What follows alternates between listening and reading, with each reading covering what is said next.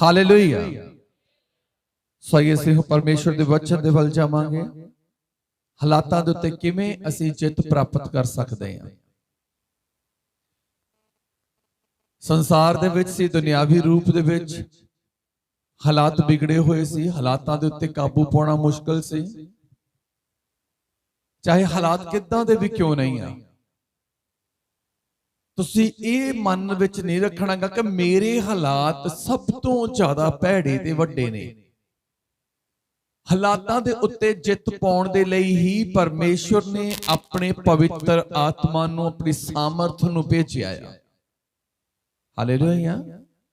और परमेश्वर दा पवित्र आत्मा जिन्हों प्रभु यीशु मसीह दी भाषा दे विच सच्चा सहायक कहा गया।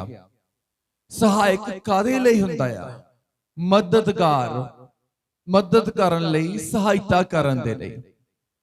और एक मददगार ही है जिहड़ा सानू साडे हालातां उत्ते जित पाउण दी बुद्ध देवेगा और जित पाउण दी ताकत देवेगा, जित पाउण लई दलेर करेगा। हालेलुया।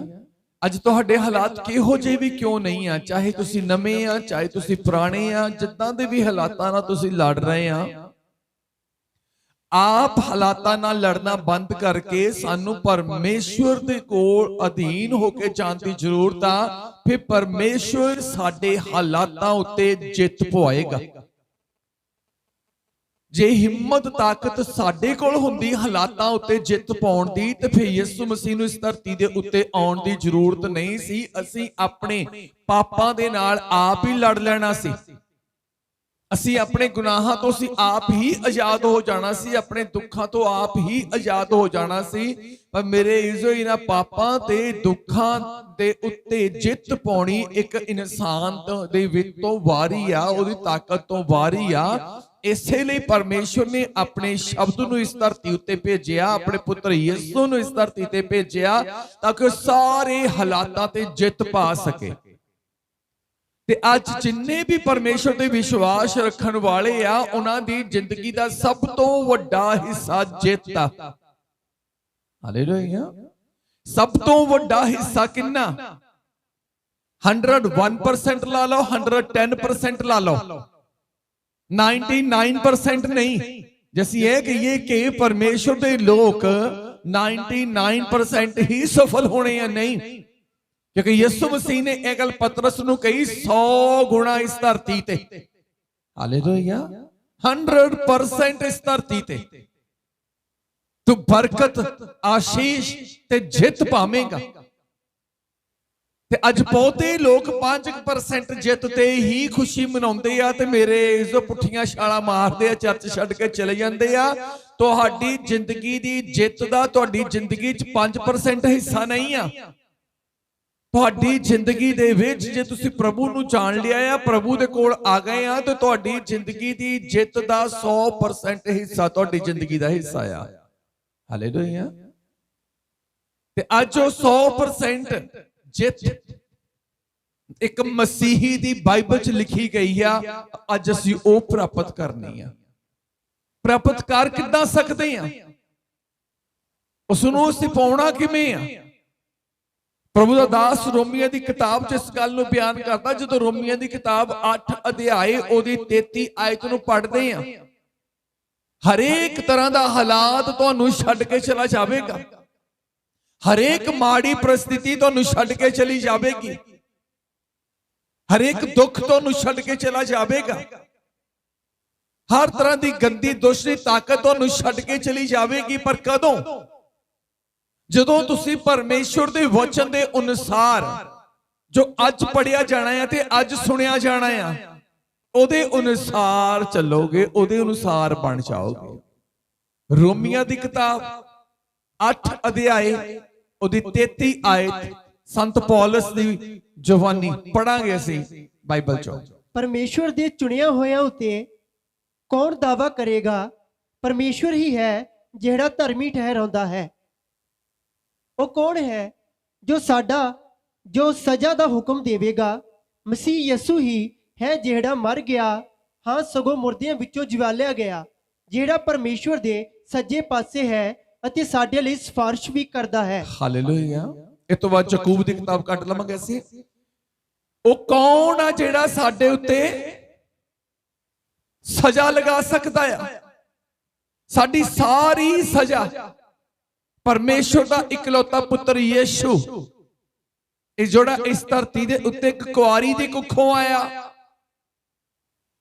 ਔਰ ਮੇਰੇ ਇਜ਼ੋ ਨੇ ਸਾਡੇ ਸਾਰੇ ਪਾਪ ਆਪਣੇ ਉੱਤੇ ਲਏ, ਸਲੀਬ ਤੇ ਟੰਗਿਆ ਗਿਆ, ਮਰਿਆ, ਤੀਸਰੇ ਦਿਨ ਮੁਰਦੇ ਚੋਂ ਜੀ ਉੱਠਿਆ, ਔਰ ਉਹਦੇ ਵਸੀਲੇ ਦੇ ਨਾਲ ਅਸੀਂ ਧਰਮੀ ਠਹਿਰਾਏ ਗਏ, 100% ਫਤਿਹ ਦੇ ਹੱਕਦਾਰ, 100% ਜਿੱਤ ਦੇ ਹੱਕਦਾਰ। ਤੇ ਇਹ ਜਿੱਤ ਪ੍ਰਾਪਤ ਕਿੱਦਾਂ ਹੋਣੀ ਆ? ਇਹ ਗੱਲ ਯਾਕੂਬ ਨੇ ਸਾਬਤ ਕੀਤੀ ਆ। ਇਹ ਗੱਲ ਸੰਤ ਯਾਕੂਬ ਕਹਿੰਦੇ, ਜਦੋਂ ਅਸੀਂ 4 ਅਧਿਆਇ ਦੀ 7 ਆਇਤ ਨੂੰ ਪੜ੍ਹਦੇ ਆ, ਪੜਾਂਗੇ, ਧਿਆਨ ਨਾਲ ਸੁਣਾਂਗੇ। ਯਾਕੂਬ ਦੀ ਕਿਤਾਬ 4 ਅਧਿਆਇ ਦੀ 7 ਆਇਤ। ਉਪਰੰਤ ਤੁਸੀਂ ਪਰਮੇਸ਼ਵਰ ਦੇ ਅਧੀਨ ਹੋਵੋ, ਪਰ ਸ਼ੈਤਾਨ ਦਾ ਸਾਹਮਣਾ ਕਰੋ ਤਾਂ ਉਹ ਤੁਹਾਡੇ ਕੋਲੋਂ ਭੱਜ ਜਾਵੇਗਾ। ਉਪਰੰਤ ਤੁਸੀਂ ਪਰਮੇਸ਼ਵਰ ਦੇ ਅਧੀਨ ਹੋਵੋ। ਕਦੋਂ ਅਸੀਂ ਧਰਮੀ ਠਹਿਰਾਏ ਜਾਵਾਂਗੇ? ਕਿਉਂਕਿ ਇੱਕ ਧਰਮੀ ਦੇ ਉੱਤੇ ਹੀ ਪਰਮੇਸ਼ਵਰ ਦੀ ਕਿਰਪਾ ਹੁੰਦੀ ਆ, ਇੱਕ ਧਰਮੀ ਦੇ ਉੱਤੇ ਹੀ ਪਰਮੇਸ਼ਵਰ ਦੀ ਦਇਆ ਉਤਰਦੀ ਆ।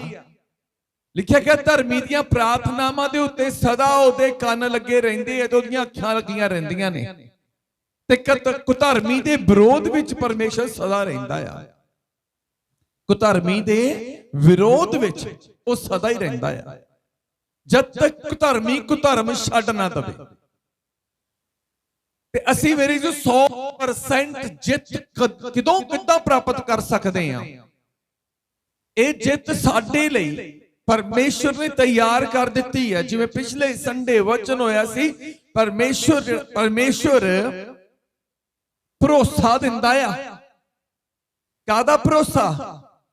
ਤੁਹਾਡੀਆਂ ਅਣਡਿੱਠ ਵਸਤਾਂ ਨੂੰ ਤੁਹਾਡੇ ਤੱਕ ਪਹੁੰਚਾਉਣ ਦਾ। ਜਿਹੜੀਆਂ ਵਸਤੂਆਂ ਤੁਸੀਂ ਵੇਖ ਨਹੀਂ ਰਹੇ, ਲੇਕਿਨ ਉਹਨਾਂ ਵਸਤੂਆਂ ਦੀ ਤੁਹਾਨੂੰ ਜ਼ਰੂਰਤ ਆ। ਉਹ ਚੰਗਿਆਈਆਂ ਜਿਹੜੀਆਂ ਪਰਮੇਸ਼ਵਰ ਨੇ ਤਿਆਰ ਕੀਤੀਆਂ ਆ, ਤੁਹਾਨੂੰ ਮਹਿਸੂਸ ਨਹੀਂ ਹੋ ਰਹੀਆਂ, ਤੁਹਾਨੂੰ ਉਹਨਾਂ ਚੰਗਿਆਈਆਂ ਦੀ ਜ਼ਰੂਰਤ ਆ। ਉਹ ਬਰਕਤਾਂ ਜਿਹੜੀਆਂ ਬਰਕਤਾਂ ਦੀ ਤੁਹਾਨੂੰ ਜ਼ਰੂਰਤ ਆ, ਤੁਹਾਨੂੰ ਦਿਖਾਈ ਨਹੀਂ ਦਿੰਦੀਆਂ ਦੂਰ ਦੂਰ ਤੱਕ, ਲੇਕਿਨ ਪਰਮੇਸ਼ਵਰ ਨੇ ਤਿਆਰ ਕਰ ਛੱਡੀਆਂ ਆ। ਉਹ ਅਣਡਿੱਠ ਵਸਤੂਆਂ ਕਦੋਂ ਸਾਨੂੰ ਮਿਲਣਗੀਆਂ? ਜਦੋਂ ਅਸੀਂ ਪਰਮੇਸ਼ਵਰ ਦੇ ਅਧੀਨ ਹੋ ਜਾਣਾ। ਅਧੀਨ ਇਨਸਾਨ ਤੇ ਪਰਮੇਸ਼ਵਰ ਦੀ ਵੱਡੀ ਕਿਰਪਾ ਹੁੰਦੀ ਆ। ਇਸ ਲਈ ਕਹਿੰਦਾ ਤੁਸੀਂ ਪਰਮੇਸ਼ਵਰ ਦੇ ਅਧੀਨ ਹੋਵੋ। ਅਧੀਨ ਹੋਣ ਦਾ ਮਤਲਬ ਇਹ ਨਹੀਂ ਆ ਕਿ ਸਿਰਫ ਇੱਕ ਪ੍ਰਾਰਥਨਾ ਕਰ ਲਈ ਜਾਂ ਬਾਈਬਲ ਪੜ੍ਹ ਲਈ ਜਾਂ ਸਬਤ ਮਨਾ ਲਿਆ। ਅਧੀਨ ਹੋਣ ਦਾ ਮਤਲਬ ਆਪਣਾ ਪੂਰਾ ਜੀਵਨ ਪਰਮੇਸ਼ਵਰ ਦੇ ਅੱਗੇ ਅਰਪਣ ਕਰ ਦੇਣਾ, ਆਪਣੀ ਜ਼ਿੰਦਗੀ ਪਰਮੇਸ਼ਵਰ ਦੇ ਵਚਨ ਦੇ ਅਨੁਸਾਰ ਬਤੀਤ ਕਰਨੀ ਸ਼ੁਰੂ ਕਰ ਦੇਣੀ। ਜਿਵੇਂ ਇੱਕ ਨੌਕਰ ਜਦੋਂ ਆਪਣੇ ਮਾਲਕ ਦੇ ਕੋਲ ਚਲਾ ਜਾਂਦਾ ਹੈ ਤਾਂ ਉਹ ਆਪਣਾ ਜੀਵਨ ਮਾਲਕ ਦੇ ਅਧੀਨ ਕਰ ਦਿੰਦਾ। ਮਾਲਕ ਦੇ ਉੱਠਣ ਤੋਂ ਪਹਿਲਾਂ ਨੌਕਰ ਜਾਗਦਾ। ਹਾਲੇਲੂਇਆ। ਮਾਲਕ ਦੇ ਸਵੇਰੇ ਉੱਠਣ ਤੋਂ ਪਹਿਲਾਂ ਨੌਕਰ ਜਾਗ ਪੈਂਦਾ ਆ। ਇੱਥੇ ਪਰਮੇਸ਼ਰ ਦਾ ਆਤਮਾ ਕਈ ਵਾਰ ਸੁਣਨਾ ਚਾਹੁੰਦਾ ਆ, ਕਈ ਵਾਰ ਕੰਮ ਕਰਨਾ ਚਾਹੁੰਦਾ ਆ, ਲੇਕਿਨ ਮੇਰੇ ਜੋ ਵਿਸ਼ਵਾਸੀ ਜਾਗਦਾ ਹੋਇਆ ਵੀ ਸੁੱਤਾ ਹੀ ਰਹਿ ਜਾਂਦਾ। ਪੜ੍ਹੀਏ ਫਿਰ ਇੱਕ ਵਾਰੀ 7 ਆਇਤ ਨੂੰ। ਉਪਰੰਤ ਤੁਸੀਂ ਪਰਮੇਸ਼ਵਰ ਦੇ ਅਧੀਨ ਹੋਵੋ। ਉਪਰੰਤ ਤੁਸੀਂ ਪਰਮੇਸ਼ਵਰ ਦੇ ਅਧੀਨ ਹੋਵੋ, ਪਰ ਸ਼ੈਤਾਨ ਦਾ ਸਾਹਮਣਾ ਕਰੋ। ਔਰ ਸ਼ੈਤਾਨ ਦਾ ਸਾਹਮਣਾ ਕਰੋ। ਜਦ ਤੁਸੀਂ ਪਰਮੇਸ਼ਵਰ ਦੇ ਅਧੀਨ ਹੋ ਤੇ ਫਿਰ ਸ਼ੈਤਾਨ ਤੋਂ ਡਰਨ ਦੀ ਲੋੜ ਨਹੀਂ ਆ। ਜਦੋਂ ਤੁਸੀਂ ਪਰਮੇਸ਼ਵਰ ਦੇ ਅਧੀਨ ਆ, ਸ਼ੈਤਾਨ ਤੁਹਾਡੇ ਸਾਹਮਣੇ ਵੀ ਆ ਜਾਏ, ਹਾਲਾਤ, ਸ਼ੈਤਾਨ ਦਾ ਮਤਲਬ ਆ ਕੋਈ ਵੀ ਹਾਲਾਤ, ਕਿਉਂਕਿ ਸ਼ੈਤਾਨ ਨੇ ਸਿੱਧਾ ਨਹੀਂ ਤੁਹਾਡੇ ਕੋਲ ਆਉਣਾ ਜੀ, ਲਓ ਜੀ ਮੈਂ ਦੇਖਣਾ ਜੀ ਉਹਦੇ ਸਿੰਘ ਹੋਣਗੇ, ਉਹਦੇ ਲੰਬੇ ਲੰਬੇ ਨੌ ਹੋਣਗੇ। ਨਹੀਂ, ਇਹਨਾਂ ਚੀਜ਼ਾਂ ਵੱਲ ਨਾ ਧਿਆਨ ਦਿਓ। ਪਰਮੇਸ਼ਵਰ ਦੇ ਅਧੀਨ ਹੋ ਗਏ, ਹਾਲਾਤ ਤੁਹਾਡੇ ਬਦਲ ਗਏ ਨੇ, ਹਾਲਾਤ ਤੁਹਾਡੇ ਵਿਗੜ ਗਏ ਨੇ, ਹਾਲਾਤ ਮੇਰੇ ਇਜ਼ੋ ਤੁਹਾਡੇ ਅਨੁਕੂਲ ਨਹੀਂ ਆ। ਉਹਨਾਂ ਹਾਲਾਤਾਂ ਦੇ ਅੱਗੇ ਡਟ ਕੇ ਖੜੇ ਹੋ ਜਾਓ। ਕਿਉਂਕਿ ਜਿਹੜਾ ਇਨਸਾਨ ਪਰਮੇਸ਼ਰ ਦੇ ਅਧੀਨ ਹੋਵੇਗਾ, ਪਰਮੇਸ਼ਰ ਉਹਦੇ ਅੱਗੇ ਆਏ ਹਰ ਮਾੜੇ ਤੋਂ ਮਾੜੇ ਹਾਲਾਤ ਨੂੰ ਵੀ ਹਰਾ ਦੇਗਾ। ਤੇ ਅੱਜ ਜ਼ਿਆਦਾ ਕਰਕੇ ਵਿਸ਼ਵਾਸੀ ਐਦਾਂ ਦੇ ਆ, ਜਦੋਂ ਉਹਨਾਂ ਦੇ ਜੀਵਨ ਦੇ ਵਿੱਚ ਕੋਈ ਹਾਲਾਤ ਮਾੜੇ ਆਉਂਦੇ ਆ ਤਾਂ ਮੇਰੇ ਇਜ਼ੋ ਵਿਸ਼ਵਾਸੀ ਫਟਾਫਟ ਭਗੌੜਾ ਹੋ ਜਾਂਦਾ। ਵਿਸ਼ਵਾਸੀ ਪ੍ਰਭੂ ਦੀ ਹਜ਼ੂਰੀ ਨੂੰ ਛੱਡ ਜਾਂਦਾ, ਪ੍ਰਭੂ ਤੇ ਵਿਸ਼ਵਾਸ ਛੱਡ ਜਾਂਦਾ। ਜਿੱਤ ਕਦੋਂ ਪ੍ਰਾਪਤ ਹੋਣੀ ਆ? ਉਹ 100% ਜਿੱਤ ਕਦੋਂ ਪ੍ਰਾਪਤ ਹੋਣੀ ਆ? ਜਦੋਂ ਅਸੀਂ ਪੂਰੀ ਤਰ੍ਹਾਂ ਪਰਮੇਸ਼ਰ ਦੇ ਅਧੀਨ ਹੋਵਾਂਗੇ। ਜਿਹੜਾ ਇਨਸਾਨ ਆਪਣੇ ਪਰਮੇਸ਼ਰ ਦੇ ਅਧੀਨ ਹੁੰਦਾ ਆ, ਬਾਈਬਲ 'ਚ ਵਾਅਦਾ ਕੀਤਾ ਗਿਆ ਹੈ ਮੇਰੇ ਇਜ਼ੋ ਜੀਲਾਂ ਦੇ ਵਿੱਚ, ਤੁਹਾਡੇ ਸਿਰ ਦੇ ਵਾਲ ਵੀ ਕਹਿੰਦਾ ਪਰਮੇਸ਼ਰ ਨੇ ਗਿਣੇ ਹੋਏ ਆ, ਤੁਹਾਡਾ ਵਾਲ ਵੀ ਭੁੰਜੇ ਡਿੱਗਣ ਨਹੀਂ ਦਵੇਗਾ। ਹਾਲੇਲੂਇਆ। ਉਹ ਇੱਥੇ ਤੱਕ ਗਰੰਟੀ ਦੇ ਰਿਹਾ ਆ, ਤੇ ਜੇ ਐਡੀ ਗਰੰਟੀ ਪਰਮੇਸ਼ਰ ਦੇ ਰਿਹਾ ਆ ਤਾਂ ਫਿਰ ਕਿਵੇਂ ਮੇਰੇ ਇਜ਼ੋ ਅਸੀਂ ਹਾਲਾਤਾਂ ਦੇ ਵਿੱਚ ਹਾਰਾਂਗੇ? ਕਦੀ ਹੋ ਨਹੀਂ ਸਕਦਾ। ਜੇ ਅੱਜ ਹਾਲਾਤ ਹੈਵੀ ਹੋ ਰਹੇ ਆ, ਉਹਦਾ ਕਾਰਨ ਇਹ ਆ ਕਿ ਅਸੀਂ ਹਾਲਾਤਾਂ ਦੇ ਅੱਗੇ ਘੁਟਨੇ ਟੇਕ ਦਿੰਨੇ ਆ। ਅਸੀਂ ਹਾਲਾਤਾਂ ਨੂੰ ਪ੍ਰਭੂ ਤੋਂ ਵੱਡਾ ਮੰਨ ਲੈਨੇ ਆ, ਅਸੀਂ ਦੁੱਖ ਨੂੰ ਪ੍ਰਭੂ ਤੋਂ ਵੱਡਾ ਮੰਨ ਲੈਨੇ ਆ। ਧਿਆਨ ਦੇਣਾ, ਦੁੱਖ ਸ਼ੈਤਾਨ ਦਾ ਇੱਕ ਅੰਗ ਆ, ਪੀੜਾ ਸ਼ੈਤਾਨ ਦਾ ਇੱਕ ਅੰਗ ਆ, ਗਰੀਬੀ ਸ਼ੈਤਾਨ ਦਾ ਇੱਕ ਅੰਗ ਆ, ਤੇ ਸ਼ੈਤਾਨ ਮੌਤ ਨੂੰ ਦਰਸਾਉਂਦਾ ਆ, ਜਿਸ ਮੌਤ ਨੂੰ ਪ੍ਰਭੂ ਯਿਸੂ ਮਸੀਹ ਨੇ ਸਾਡੇ ਉद्धारकर्ता ਨੇ ਆਪਣੇ ਪੈਰਾਂ ਥੱਲੇ ਕੁਚਲ ਦਿੱਤਾ ਆ। ਹਾਲੇਲੂਇਆ। ਤੇ ਜਿਹੜੀ ਚੀਜ਼ ਸਾਡੇ ਉद्धारकर्ता ਪ੍ਰਭੂ ਯਿਸੂ ਮਸੀਹ ਨੇ ਆਪਣੇ ਪੈਰਾਂ ਥੱਲੇ ਕੁਚਲ ਦਿੱਤੀ ਆ, ਉਹਦਾ ਕਿਹੜਾ ਅੰਗ ਆ ਜਿਹੜਾ ਤੁਹਾਡੇ ਵਿਰੋਧ ਵਿੱਚ ਖੜਾ ਹੋ ਜਾਏਗਾ? ਹਾਲੇਲੂਇਆ। ਪਰ ਸਾਡਾ ਵਿਸ਼ਵਾਸ ਕਮਜ਼ੋਰ ਹੋ ਜਾਂਦਾ ਆ ਤੇ ਸ਼ੈਤਾਨ ਹੈਵੀ ਹੋ ਜਾਂਦਾ। ਕਹਿੰਦਾ ਉਪਰੰਤ ਪਰਮੇਸ਼ਰ ਦੇ ਤੁਸੀਂ ਆਪਣੇ ਪਰਮੇਸ਼ਰ ਦੇ ਅਧੀਨ ਹੋਵੋ ਤੇ ਸ਼ੈਤਾਨ ਦੇ ਸਾਹਮਣੇ ਖਲੋ ਜਾਵੋ। ਆਪਣੇ ਹਾਲਾਤ ਜਿੱਦਾਂ ਦੇ ਵੀ ਉਹਦੇ ਸਾਹਮਣੇ ਖਲੋ ਜਾਵੋ ਕਿ ਇਹ ਹਾਲਾਤ ਮੇਰਾ ਵਿਗਾੜ ਕੁਛ ਨਹੀਂ ਸਕਦੇ। ਹਾਲੇਲੂਇਆ। ਇਹ ਹਾਲਾਤ ਮੇਰਾ ਵਿਗਾੜ ਕੁਛ ਨਹੀਂ ਸਕਦੇ। ਤੇ ਜੇ ਹਾਲਾਤ ਆਉਣ ਮਾੜੇ, ਅਸੀਂ ਕਹੀਏ ਵੀ ਅਸੀਂ ਤਾਂ ਪ੍ਰਾਰਥਨਾ ਕਰਨ ਵਾਲੇ, ਅਸੀਂ ਵਚਨ ਪੜਨ ਵਾਲੇ ਆ, ਅਸੀਂ ਸੇਵਕ ਦੇ ਬਿਲਕੁਲ ਨੇੜੇ ਰਹਿਣ ਵਾਲੇ ਆ, ਤਾਂ ਮੇਰੇ ਜਦੋਂ ਹਾਲਾਤ ਥੋੜੇ ਜਿਹੇ ਵੀ ਮਾੜੇ ਤਾਂ ਵਿਸ਼ਵਾਸ ਟੁੱਟ ਜਾਂਦਾ। ਅਧੀਨਗੀ ਦਾ ਮਤਲਬ ਜੇ ਅਸੀਂ ਆਪਣੇ ਆਪ ਨੂੰ ਪਰਮੇਸ਼ਰ ਦੇ ਅਧੀਨ ਕਰ ਦਿੱਤਾ ਆ ਤੇ ਉਹ ਹੁਣ ਸਾਨੂੰ ਕਿਤੇ ਵੀ ਲੈ ਕੇ ਜਾ ਰਿਹਾ, ਕਿਸੇ ਵੀ ਮਾੜੇ ਹਾਲਾਤ ਵਿੱਚ ਲੈ ਕੇ ਜਾ ਰਿਹਾ ਆ। ਅਸੀਂ ਉਹਨਾਂ ਹਾਲਾਤਾਂ ਦੇ ਮੋਹਰੇ ਜਾਵਾਂਗੇ ਜ਼ਰੂਰ, ਲੇਕਿਨ ਹਾਲਾਤਾਂ ਉੱਤੇ ਫਤਿਹ ਹੀ ਪਾਵਾਂਗੇ, ਜਿੱਤ ਹੀ ਪਾਵਾਂਗੇ। ਕਿਉਂ? ਸਾਨੂੰ ਇਹਨਾਂ ਹਾਲਾਤਾਂ ਤੱਕ ਲੈ ਕੇ ਆਉਣ ਵਾਲਾ ਸਾਡਾ ਪਰਮੇਸ਼ਵਰ ਆ। ਹਾਲੇਲੂਇਆ। ਕਈ ਵਾਰ ਲੱਗਦਾ ਕਿ ਮੇਰਾ ਪਰਮੇਸ਼ਰ ਮੇਰੇ ਨਾਲ ਨਹੀਂ ਆ। ਜਿਹੜਾ ਬੰਦਾ ਅਧੀਨ ਆ, ਕਈ ਵਾਰੀ ਉਹ ਵੀ ਕਹਿ ਦਿੰਦਾ ਕਿ ਪਰਮੇਸ਼ਰ ਮੇਰੇ ਨਾਲ ਨਹੀਂ ਆ। ਜਿਹੜਾ ਇਨਸਾਨ ਐਦਾਂ ਦਾ ਵਿਸ਼ਵਾਸ ਰੱਖਦਾ ਆ, ਐਦਾਂ ਦਾ ਵਿਸ਼ਵਾਸ ਕਦੀ ਵੀ ਤੁਹਾਨੂੰ ਜਿੱਤ ਨਹੀਂ ਦਿਵਾਵੇਗਾ। ਏਦਾਂ ਦੀ ਨਿਹਚਾ ਹਾਰ ਦਾ ਪ੍ਰਤੀਕ ਆ ਕਿ ਮੇਰੇ ਨਾਲ ਮੇਰਾ ਪਰਮੇਸ਼ਵਰ ਨਹੀਂ ਆ, ਮੇਰੇ ਨਾਲ ਮੇਰਾ ਪਰਮੇਸ਼ਵਰ ਨਹੀਂ ਆ। ਮੈਂ ਦੱਸਦਾ ਆ, ਇੱਕ ਭੈਣ ਏਦਾਂ ਹੀ ਕਹਿੰਦੀ ਹੁੰਦੀ ਸੀ, ਕਹਿੰਦੀ ਮੈਨੂੰ ਲੱਗਦਾ ਰਹਿੰਦਾ ਮੇਰਾ ਪਰਮੇਸ਼ਵਰ ਮੇਰੇ ਨਾਲ ਨਹੀਂ ਆ, ਮੇਰਾ ਪਰਮੇਸ਼ਵਰ ਮੇਰੇ ਨਾਲ ਨਹੀਂ ਆ। ਮੈਂ ਪ੍ਰਾਰਥਨਾ ਕਰਦਾ ਸੀ, ਮੈਂ ਪਰਮੇਸ਼ਵਰ ਹੁਣ ਵਚਨ ਨਾਲ ਵੀ ਸਮਝਾ ਦਿੱਤਾ, ਹਰ ਤਰ੍ਹਾਂ ਨਾਲ ਸਮਝਾ ਦਿੱਤਾ, ਹੁਣ ਤੂੰ ਸਮਝਾ। ਇੱਕ ਸਮਾਂ ਇਦਾਂ ਦਾ ਆਇਆ, ਇੱਕ ਪ੍ਰੇਮੀ ਨੂੰ ਕੁਝ ਪੈਸਿਆਂ ਦੀ ਜ਼ਰੂਰਤ ਪਈ, ਉਹਨੇ ਮੈਨੂੰ ਫੋਨ ਕੀਤਾ। ਮੈਂ ਕੋਈ ਗੱਲ ਨਹੀਂ, ਪਰਮੇਸ਼ਰ ਤੇਰੇ ਲਈ ਪੈਸੇ ਦਾ ਇੰਤਜ਼ਾਮ ਕਰ ਰਿਹਾ। ਜਿਹੜੀ ਭੈਣ ਮੈਨੂੰ ਕਹਿੰਦੀ ਸੀ ਕਿ ਮੈਨੂੰ ਇਦਾਂ ਲੱਗਦਾ ਜਿਵੇਂ ਮੇਰੇ ਨਾਲ ਪਰਮੇਸ਼ਰ ਹੈ ਨਹੀਂਗਾ, ਕੁਦਰਤੀ ਇਦਾਂ ਦਾ ਬਹਾਨਾ ਬਣਿਆ, ਉਹ ਆਪਣੇ ਹਸਬੰਡ ਦੇ ਨਾਲ ਕਿਤੇ ਉਧਰ ਦੀ ਲੰਘਣ ਲੱਗੀ। ਉਹਨੂੰ ਜਿਸ ਭੈਣ ਨੂੰ ਪੈਸਿਆਂ ਦੀ ਜ਼ਰੂਰਤ ਸੀ, ਜਦੋਂ ਉੱਥੋਂ ਦੀ ਲੰਘੀ, ਜਿੰਨੇ ਪੈਸਿਆਂ ਦੀ ਉਸ ਭੈਣ ਨੂੰ ਜ਼ਰੂਰਤ ਸੀ, ਇਹ ਜਿਹੜੀ ਕਹਿੰਦੀ ਸੀ ਮੇਰੇ ਨਾਲ ਪਰਮੇਸ਼ਰ ਹੈ ਨਹੀਂ, ਇਹਨੇ ਬਿਨਾਂ ਉਹਦੇ ਮੰਗਿਓ, ਬਿਨਾਂ ਉਹਦੇ ਜਾਣਿਓ ਉਹਨੂੰ ਉਨੇ ਪੈਸੇ ਫੜਾ ਦਿੱਤੇ। ਉਹਨਾਂ ਦੇ ਘਰ ਚਾਹ ਪੀਤੀ, ਉਹ ਆਪਣੇ ਰਾਹ ਤੇ ਇਹ ਆਪਣੇ ਰਾਹ। ਫਿਰ ਜਿਸ ਭੈਣ ਨੇ ਮੈਨੂੰ ਕਿਹਾ ਸੀ ਕਿ ਭਾਜੀ ਮੈਨੂੰ ਪੈਸਿਆਂ ਦੀ ਜ਼ਰੂਰਤ ਆ, ਉਸ ਭੈਣ ਨੇ ਮੈਨੂੰ ਫੋਨ ਕੀਤਾ, ਕਹਿੰਦੀ ਭਾਜੀ ਤੁਸੀਂ ਪ੍ਰਾਰਥਨਾ ਕੀਤੀ, ਮੇਰਾ ਇੰਤਜ਼ਾਮ ਹੋ ਗਿਆ। ਮੈਂ ਕਿਹਾ ਧੰਨਵਾਦ ਆ। ਫਿਰ ਉਹਨੇ ਮੈਨੂੰ ਉਹਦਾ ਨਾਂ ਦੱਸਿਆ ਉਸ ਭੈਣ ਦਾ, ਕਿ ਭਾਜੀ ਉਸ ਭੈਣ ਨੇ ਬਿਨਾ ਮੈਂ ਤਾਂ ਉਹਨਾਂ ਗੱਲ ਵੀ ਨਹੀਂ ਕੀਤੀ, ਉਹਨੇ ਮੈਨੂੰ ਪੈਸੇ ਦੇ ਦਿੱਤੇ। ਮੈਂ ਉਸੇ ਵੇਲੇ ਉਧਰੋਂ ਫੋਨ ਕੱਟਿਆ ਤੇ ਮੈਂ ਉਸ ਭੈਣ ਨੂੰ ਫੋਨ ਲਾ ਦਿੱਤਾ। ਮੈਂ ਕਿਹਾ ਭੈਣ ਤੂੰ ਇੰਨੇ ਪੈਸੇ ਉੱਥੋਂ ਦੇ ਕੇ ਆਈ ਆ? ਕਹਿੰਦੀ ਹਾਂ। ਕਹਿੰਦੀ ਤੁਹਾਨੂੰ ਕਿੱਦਾਂ ਪਤਾ? ਮੈਂ ਕਿਹਾ ਮੈਨੂੰ ਕਿੱਥੋਂ ਪਤਾ ਲੱਗਾ, ਇਹਨੂੰ ਛੱਡ ਦੇ। ਅੱਜ ਸਵੇਰੇ ਇਸ ਭੈਣ ਨੇ, ਜਿਹਨੂੰ ਤੂੰ ਪੈਸੇ ਦੇ ਕੇ ਆਈ, ਇਸ ਭੈਣ ਨੇ ਮੈਨੂੰ ਕਿਹਾ ਸੀ ਭਾਜੀ ਪੈਸਿਆਂ ਦੇ ਇੰਤਜ਼ਾਮ ਲਈ ਪ੍ਰਾਰਥਨਾ ਕਰੋ। ਮੈਂ ਪ੍ਰਾਰਥਨਾ ਕੀਤੀ ਆ ਤੇ ਹੁਣ ਇਹ ਹਿਸਾਬ ਲਾ ਕੇ ਜਿੰਨੇ ਪੈਸਿਆਂ ਦੀ ਉਹਨੂੰ ਜ਼ਰੂਰਤ ਸੀ ਤੂੰ ਦੇ ਕੇ ਗਈ। ਮੇਰੀ ਪ੍ਰਾਰਥਨਾ ਦੇ ਨਾਲ ਪਰਮੇਸ਼ਰ ਤੇਰੇ ਕੋਲ ਗਿਆ, ਤੇਰੇ ਮਨ ਦੇ ਵਿੱਚ ਪਾਇਆ ਕਿ ਉਹਨੂੰ ਇੰਨੇ ਪੈਸੇ ਦੇ। ਹੁਣ ਦੱਸ ਪ੍ਰਭੂ ਨੇ ਕੰਮ ਕੀਤਾ ਕਿ ਨਹੀਂ ਕੀਤਾ? ਕੀ ਪ੍ਰਭੂ ਹੈਗਾ ਕਿ ਨਹੀਂ ਹੈਗਾ? ਉਹ ਕਹਿੰਦੀ ਹੈਗਾ ਯਾਰ। ਜੇ ਤੂੰ ਪੈਸੇ ਦੇ ਕੇ ਆਈ ਦਾ ਮਤਲਬ ਕਿ ਪਰਮੇਸ਼ਵਰ ਨੇ ਤੈਨੂੰ ਕਿਹਾ ਕਿ ਬੇਟੀ ਉੱਠ ਜਾ ਕੇ ਉਹਦੀ ਜ਼ਰੂਰਤ ਪੂਰੀ ਕਰਕੇ ਆ। ਪਰਮੇਸ਼ਵਰ ਹੈਗਾ ਤੇਰੇ ਨਾਲ। ਉਹ ਕਹਿੰਦੀ ਹਾਂ ਹੁਣ ਮੈਂ ਮੰਨਦੀ ਆ ਕਿ ਮੇਰਾ ਪਰਮੇਸ਼ਵਰ ਮੇਰੇ ਨਾਲ ਆ। ਹਾਲੇਲੂਇਆ। ਅੱਜ ਜੇ ਤੁਸੀਂ ਕਿਸੇ ਦੀ ਮਦਦ ਕਰਦੇ ਆ ਜਾਂ ਕਿਸੇ ਦੇ ਨਾਲ ਖੜੇ ਹੁੰਦੇ ਆ, ਔਰ ਜਿਹਦੀ ਤੁਸੀਂ ਮਦਦ ਕਰਦੇ ਆ, ਜਿਹਦੇ ਨਾਲ ਤੁਸੀਂ ਖੜੇ ਹੁੰਦੇ ਆ, ਉਹਨੂੰ ਲੱਗਦਾ ਕਿ ਵਾਕਈ ਅੱਜ ਮੈਨੂੰ ਤੁਹਾਡੀ ਜ਼ਰੂਰਤ ਸੀ, ਅੱਜ ਤੁਹਾਡੀ ਮਦਦ ਦੀ ਲੋੜ ਸੀ, ਉਸ ਵੇਲੇ ਸਮਝ ਲਓ ਕਿ ਮੈਨੂੰ ਮੇਰਾ ਪਰਮੇਸ਼ਵਰ ਇਹਦੀ ਮਦਦ ਲਈ ਲੈ ਕੇ ਆਇਆ ਸੀ।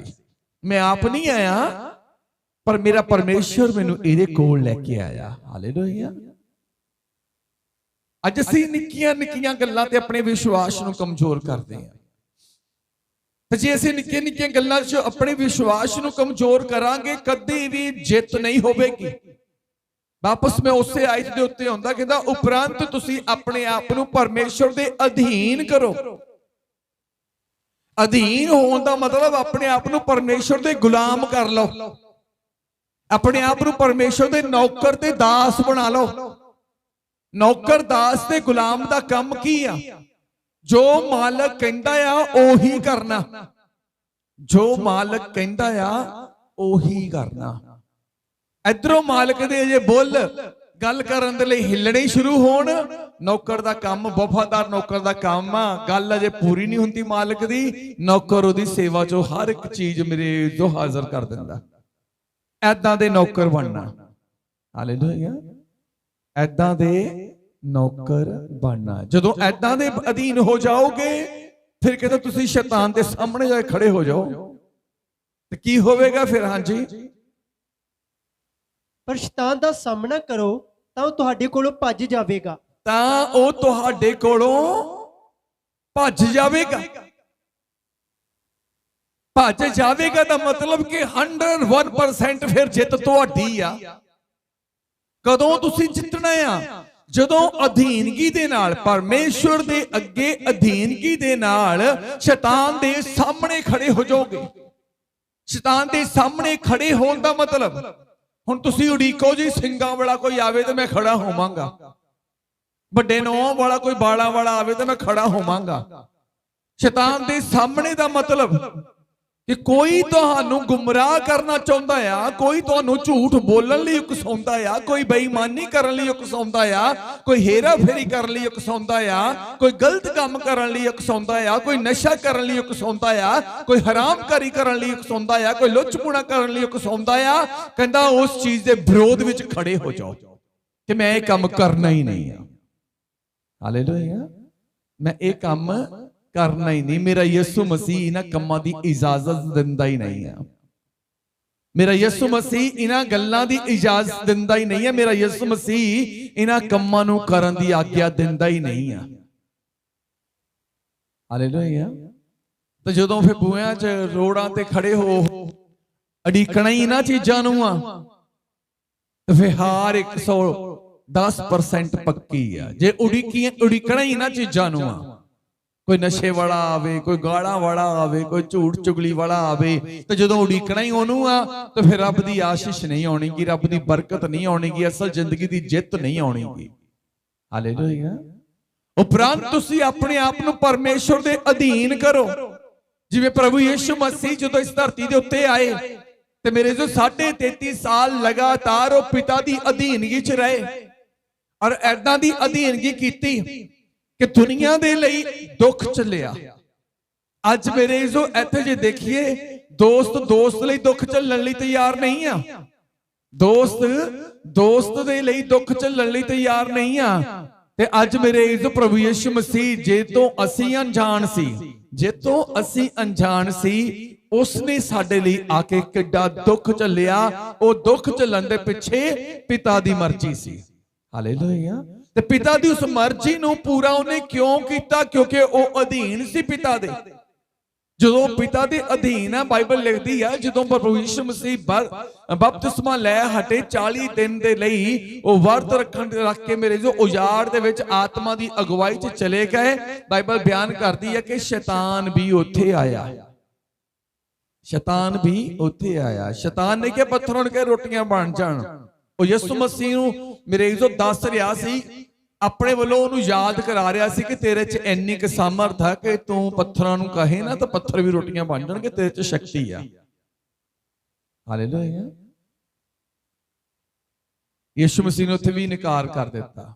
ਰਿਹਾ ਸਾਹਮਣੇ ਹੀ ਯਿਸੂ ਮਸੀਹ, ਉਹਦੇ ਸਾਹਮਣੇ ਹੀ ਯਿਸੂ ਮਸੀਹ। ਦੂਜੇ ਨੰਬਰ ਤੇ ਉਹਨੇ ਇਹ ਗੱਲ ਕਹਿੰਦਾ ਇਸ ਪਹਾੜ ਤੋਂ ਆਪਣੇ ਆਪ ਨੂੰ ਥੱਲੇ ਸੁੱਟ। ਕਹਿੰਦਾ ਪਿਤਾ ਨੇ ਲਿਖਿਆ ਆ ਕਿ ਉਹ ਆਪਣੇ ਦੂਤਾਂ ਨੂੰ ਹੁਕਮ ਦੇਵੇਗਾ, ਤੈਨੂੰ ਹੱਥਾਂ ਤੇ ਚੁੱਕ ਲੈਣਗੇ। ਯਿਸੂ ਮਸੀਹ ਨੇ ਫੇਰ ਇਨਕਾਰ ਕਰ ਦਿੱਤਾ। ਰਿਹਾ ਸਾਹਮਣੇ ਹੀ, ਖੜਾ ਹੀ ਰਿਹਾ ਉਹ। ਕਹਿੰਦਾ ਹਟਣਾ ਮੈਂ ਵੀ ਨਹੀਂ ਪਰੇ ਹੋਣਾ। ਫਿਰ ਕਹਿੰਦਾ ਇੱਕ ਵਾਰੀ ਝੁੱਕ ਕੇ ਮੇਰੇ ਅੱਗੇ ਪ੍ਰਣਾਮ ਕਰੇ, ਸਾਰੀਆਂ ਪਾਤਸ਼ਾਹੀਆਂ ਤੈਨੂੰ ਦੇ ਦੇਵਾਂਗਾ। ਯਿਸੂ ਮਸੀਹ ਨੇ ਉੱਥੇ ਵੀ ਵਚਨ ਦੇ ਦੁਆਰਾ ਉਹਨੂੰ ਜਵਾਬ ਦਿੱਤਾ। ਖੜਾ ਉੱਥੇ ਹੀ ਰਿਹਾ ਯਿਸੂ ਮਸੀਹ। ਹਾਲੇਲੂਇਆ। ਖੜਾ ਉੱਥੇ ਹੀ ਰਿਹਾ। ਤੇ ਅੱਗੇ ਜਦੋਂ ਪੜ੍ਹਦੇ ਆ ਲਿਖਿਆ ਸ਼ੈਤਾਨ ਉਹਨੂੰ ਛੱਡ ਕੇ ਚਲਾ ਗਿਆ। ਹਾਲੇਲੂਇਆ। ਸ਼ੈਤਾਨ ਉਹਨੂੰ ਛੱਡ ਕੇ ਚਲਾ ਗਿਆ। ਤੇ ਜਦੋਂ ਤੁਸੀਂ ਹੁਣ ਸ਼ੈਤਾਨ ਦੇ ਮੂਹਰੇ ਦੌੜਨੀ ਸ਼ੁਰੂ ਕਰ ਦੋਗੇ ਤਾਂ ਸ਼ੈਤਾਨ ਆਪੇ ਹੀ ਕਹੂਗਾ ਲੈ ਜੀ ਇਹ ਤਾਂ ਕਮਜ਼ੋਰ ਆ। ਪਰਮੇਸ਼ਰ ਨੇ ਮੂਸਾ ਨੂੰ ਸੱਦਿਆ, ਕਹਿੰਦਾ ਜਾ ਮੈਂ ਤੈਨੂੰ ਇਜ਼ਰਾਈਲੀਆਂ ਦੇ ਛੁਟਕਾਰੇ ਦਾ ਕਾਰਨ ਬਣਾਵਾਂਗਾ। ਔਰ ਉਸ ਵੇਲੇ ਮੂਸਾ ਦੇ ਹੱਥ ਵਿੱਚ ਢਾਂਗਾ ਸੀ। ਕਹਿੰਦਾ ਕੀ ਆ? ਢਾਂਗਾ ਆ। ਔਰ ਉਸ ਤੋਂ ਬਾਅਦ ਪਰਮੇਸ਼ਰ ਨੇ ਉਹਨੂੰ ਕਿਹਾ, ਕਹਿੰਦਾ ਵੇਖ ਮੈਂ ਤੈਨੂੰ ਫਿਰੌਨ ਦੇ ਕੋਲ ਘੱਲਦਾ ਆ ਕਿ ਤੈਨੂੰ ਦੱਸ ਜਾ ਕੇ ਕਿ ਇਜ਼ਰਾਈਲੀਆਂ ਦਾ ਪਰਮੇਸ਼ਰ ਚਾਹੁੰਦਾ ਆ ਕਿ ਹੁਣ ਇਹਨਾਂ ਨੂੰ 3 ਦਿਨ ਦੇ ਲਈ ਬਾਹਰ ਜਾਣ ਦੇ ਤੇ ਇਹਨਾਂ ਨੇ ਇਹ ਪਰਮੇਸ਼ਰ ਦੇ ਅੱਗੇ ਮੱਥਾ ਟੇਕਣ ਜਾ ਕੇ ਚੜਾਵਾ ਚੜਾਉਣ। ਤਾਂ ਫਿਰ ਮੂਸਾ ਕਹਿੰਦਾ ਕਿ ਮੈਂ ਕੌਣ ਆ ਜੋ ਮੈਂ ਫਿਰੌਨ ਦੇ ਨਾਲ ਗੱਲ ਕਰਾਂ, ਵੀ ਮੇਰੀ ਇੰਨੀ ਔਕਾਤ ਨਹੀਂ ਆ। ਉਹ ਇਹ ਚੀਜ਼ ਭੁੱਲ ਗਿਆ ਸੀ ਕਿ ਜਿਹਦੇ ਨਾਲ ਜਿਹੜਾ ਮੇਰੇ ਨਾਲ ਗੱਲਾਂ ਕਰਦਾ ਉਹ ਤਾਂ ਸਰਵ ਸ਼ਕਤੀਮਾਨ ਪਰਮੇਸ਼ਵਰ ਆ। ਫਿਰੌਨ ਤਾਂ ਐਵੇਂ ਹੀ ਆ। ਫਿਰੌਨ ਤਾਂ ਇੱਕ ਬੰਦਾ ਹੀ ਆ। ਇਹਨੂੰ ਇਹ ਨਹੀਂ ਗੱਲ ਪਤਾ ਲੱਗਦਾ ਸੀ ਕਿ ਜਿਹੜਾ ਮੈਨੂੰ ਆਗਿਆ ਦੇ ਰਿਹਾ ਇਹ ਸ੍ਰਿਸ਼ਟੀ ਦਾ ਕਰਤਾ ਪਰਮੇਸ਼ਵਰ ਆ। ਇਸ ਸ੍ਰਿਸ਼ਟੀ ਨੂੰ ਬਣਾਉਣ ਵਾਲਾ ਪਰਮੇਸ਼ਵਰ ਆ। ਸ੍ਰਿਸ਼ਟੀ ਤੇ ਕਮਾਂਡ ਕਰਨ ਵਾਲਾ ਪਰਮੇਸ਼ਵਰ ਆ। ਜੇ ਤੋਂ ਮੂਸਾ ਡਰਦਾ ਸੀ, ਉਹ ਕੀ ਸੀ? ਮਿਸਰ ਦੇਸ਼ ਵਿੱਚ ਰਾਜ ਕਰਨ ਵਾਲਾ ਇੱਕ ਰਾਜਾ, ਹੋਰ ਕੁਝ ਨਹੀਂ ਸੀ। ਹਾਲੇਲੂਇਆ। ਪਰਮੇਸ਼ਰ ਨੇ ਕਿ ਆਪਣਾ ਢਾਂਗਾ ਸੁੱਟ ਧਰਤੀ ਤੇ। ਮੂਸਾ ਨੇ ਢਾਂਗਾ ਸੁੱਟ ਦਿੱਤਾ। ਜਦੋਂ ਸੁੱਟਿਆ ਤੇ ਢਾਂਗੇ ਦਾ ਕੀ ਬਣ ਗਿਆ? ਸੱਪ। ਮੂਸਾ ਮੋਰੇ ਸੱਪ ਉਹਦੇ ਪਿੱਛੇ ਦੌੜਾ। ਮੂਸਾ ਮੋਰੇ ਸੱਪ ਪਿੱਛੇ ਉਹਦੇ ਦੌੜਾ। ਫਿਰ ਪਰਮੇਸ਼ਰ ਨੇ ਕਿਹਾ, ਮੂਸਾ ਇਹਨੂੰ ਪੁੱਛੋਂ ਫੜ ਲਾ, ਪਿੱਛੋਂ ਫੜ ਲਾ। ਲਿਖਿਆ ਬਾਈਬਲ 'ਚ ਜਿੱਦਾਂ ਹੀ ਖੜਾ ਹੋ ਕੇ ਮੂਸਾ ਨੇ ਉਸ ਸੱਪ ਨੂੰ ਪੁੱਛੋਂ ਫੜਿਆ, ਉਹ ਫਿਰ ਢਾਂਗਾ ਬਣ ਗਿਆ। ਹਾਲੇਲੂਇਆ। ਸਾਨੂੰ ਲੱਗਦਾ ਕਿ ਪਤਾ ਨਹੀਂ ਬਿਮਾਰੀ, ਦੁੱਖ, ਤਕਲੀਫ, ਇਹ ਗਰੀਬੀ ਨੇ ਸਾਡਾ ਪਤਾ ਨਹੀਂ ਕਿੰਨਾ ਕੁ ਚਿਰ ਪਿੱਛਾ ਕਰਨਾ ਆ। ਜਿੰਨਾ ਚਿਰ ਤੁਸੀਂ ਇਹਨਾਂ ਦੇ ਮੋਰੇ ਦੌੜੋਗੇ ਇਹਨਾਂ ਨੇ ਪਿੱਛਾ ਕਰਨੋਂ ਹਟਣਾ ਨਹੀਂ ਆ। ਤੁਹਾਨੂੰ ਲੱਗਦਾ ਕਿ ਬੇਰੁਜ਼ਗਾਰੀ ਨੇ, ਬਾਂਝਪਨ ਨੇ, ਇਹਨਾਂ ਦੁੱਖਾਂ ਨੇ, ਇਹਨਾਂ ਤਕਲੀਫਾਂ ਨੇ, ਇਹਨਾਂ ਰੋਗਾਂ ਨੇ ਸਾਡਾ ਪਿੱਛਾ ਨਹੀਂ ਛੱਡਣਾ, ਪਤਾ ਨਹੀਂ ਕਦ ਤੱਕ ਨਹੀਂ ਛੱਡਣਾਗਾ। ਯਿਸੂ ਮਸੀਹ 2021 ਸਾਲ ਪਹਿਲੇ ਆ ਕੇ ਪਿੱਛਾ ਛਡਾਉਣ ਦੇ ਲਈ ਜਾਨ ਦੇ ਗਏ ਆ। ਹਾਲੇਲੂਇਆ। ਜਦ ਤੱਕ ਮੂਸਾ ਦਾ ਵਿਸ਼ਵਾਸ ਨਹੀਂ ਸੀ, ਪਰਮੇਸ਼ਰ ਦੀ ਅਧੀਨਗੀ ਨਹੀਂ ਸੀ, ਤਦ ਤੱਕ ਉਹ ਢਾਂਗਾ ਸੱਪ ਬਣ ਕੇ ਮੂਸਾ ਦੇ ਪਿੱਛੇ ਸੀ। ਜਦੋਂ ਪਰਮੇਸ਼ਰ ਦੀ ਗੱਲ ਮੂਸਾ ਨੇ ਮੰਨੀ, ਅਧੀਨ ਹੋਇਆ, ਜਿੱਦਾਂ ਹੀ ਸੱਪ ਦੀ ਪੂਛ ਫੜੀ ਉਹ ਫਿਰ ਉਦਾਂ ਹੀ ਢਾਂਗਾ ਬਣ ਗਿਆ। ਅੱਜ ਮੇਰੇ ਇਹ ਹਾਲਾਤ ਜਿਹੜੇ ਤੁਹਾਡੇ ਉੱਤੇ ਹੈਵੀ ਆ, ਤੁਹਾਡੇ ਪਿੱਛੇ ਰਹਿੰਦੇ ਆ। ਇਹ ਗਰੀਬੀ ਨੇ ਸਾਡਾ ਪਿੱਛਾ ਨਹੀਂ ਛੱਡਣਾ, ਇਹ ਬਿਮਾਰੀ ਨੇ ਸਾਡੀ ਜਾਨ ਲੈ ਕੇ ਸਾਡਾ ਪਿੱਛਾ ਛੱਡਣਾ ਆ, ਇਹਨੇ ਸਾਡੇ ਬੱਚਿਆਂ ਨੂੰ ਖਰਾਬ ਕਰਕੇ ਛੱਡਣਾ ਆ, ਇਹ ਸ਼ਰਾਬ ਨੇ ਸਾਡਾ ਪਤੀ ਮਾਰ ਦੇਣਾ, ਇਹ ਸ਼ਰਾਬ ਨੇ ਮੇਰੇ ਪੇ ਨੂੰ ਖਤਮ ਕਰ ਦੇਣਾ। ਜਦ ਤੱਕ ਤੁਸੀਂ ਇਹਨਾਂ ਚੀਜ਼ਾਂ ਦੇ ਮੋਰੇ ਦੌੜੋਗੇ ਇਹਨਾਂ ਨੇ ਤੁਹਾਡਾ ਨੁਕਸਾਨ ਕਰਨਾ।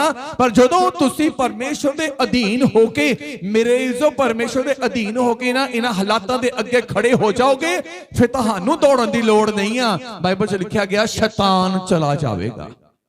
ਹਾਲੇਲੂਇਆ। ਅਸੀਂ ਆਪ ਉਹਨੂੰ ਸਥਾਨ ਦਿੰਦੇ ਆ।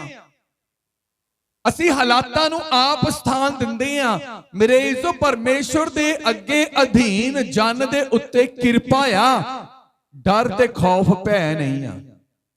ਹਾਲੇਲੂਇਆ। ਹਾਲਾਤਾਂ ਨੂੰ ਜਿੱਤਣਾ ਸਿੱਖੋ।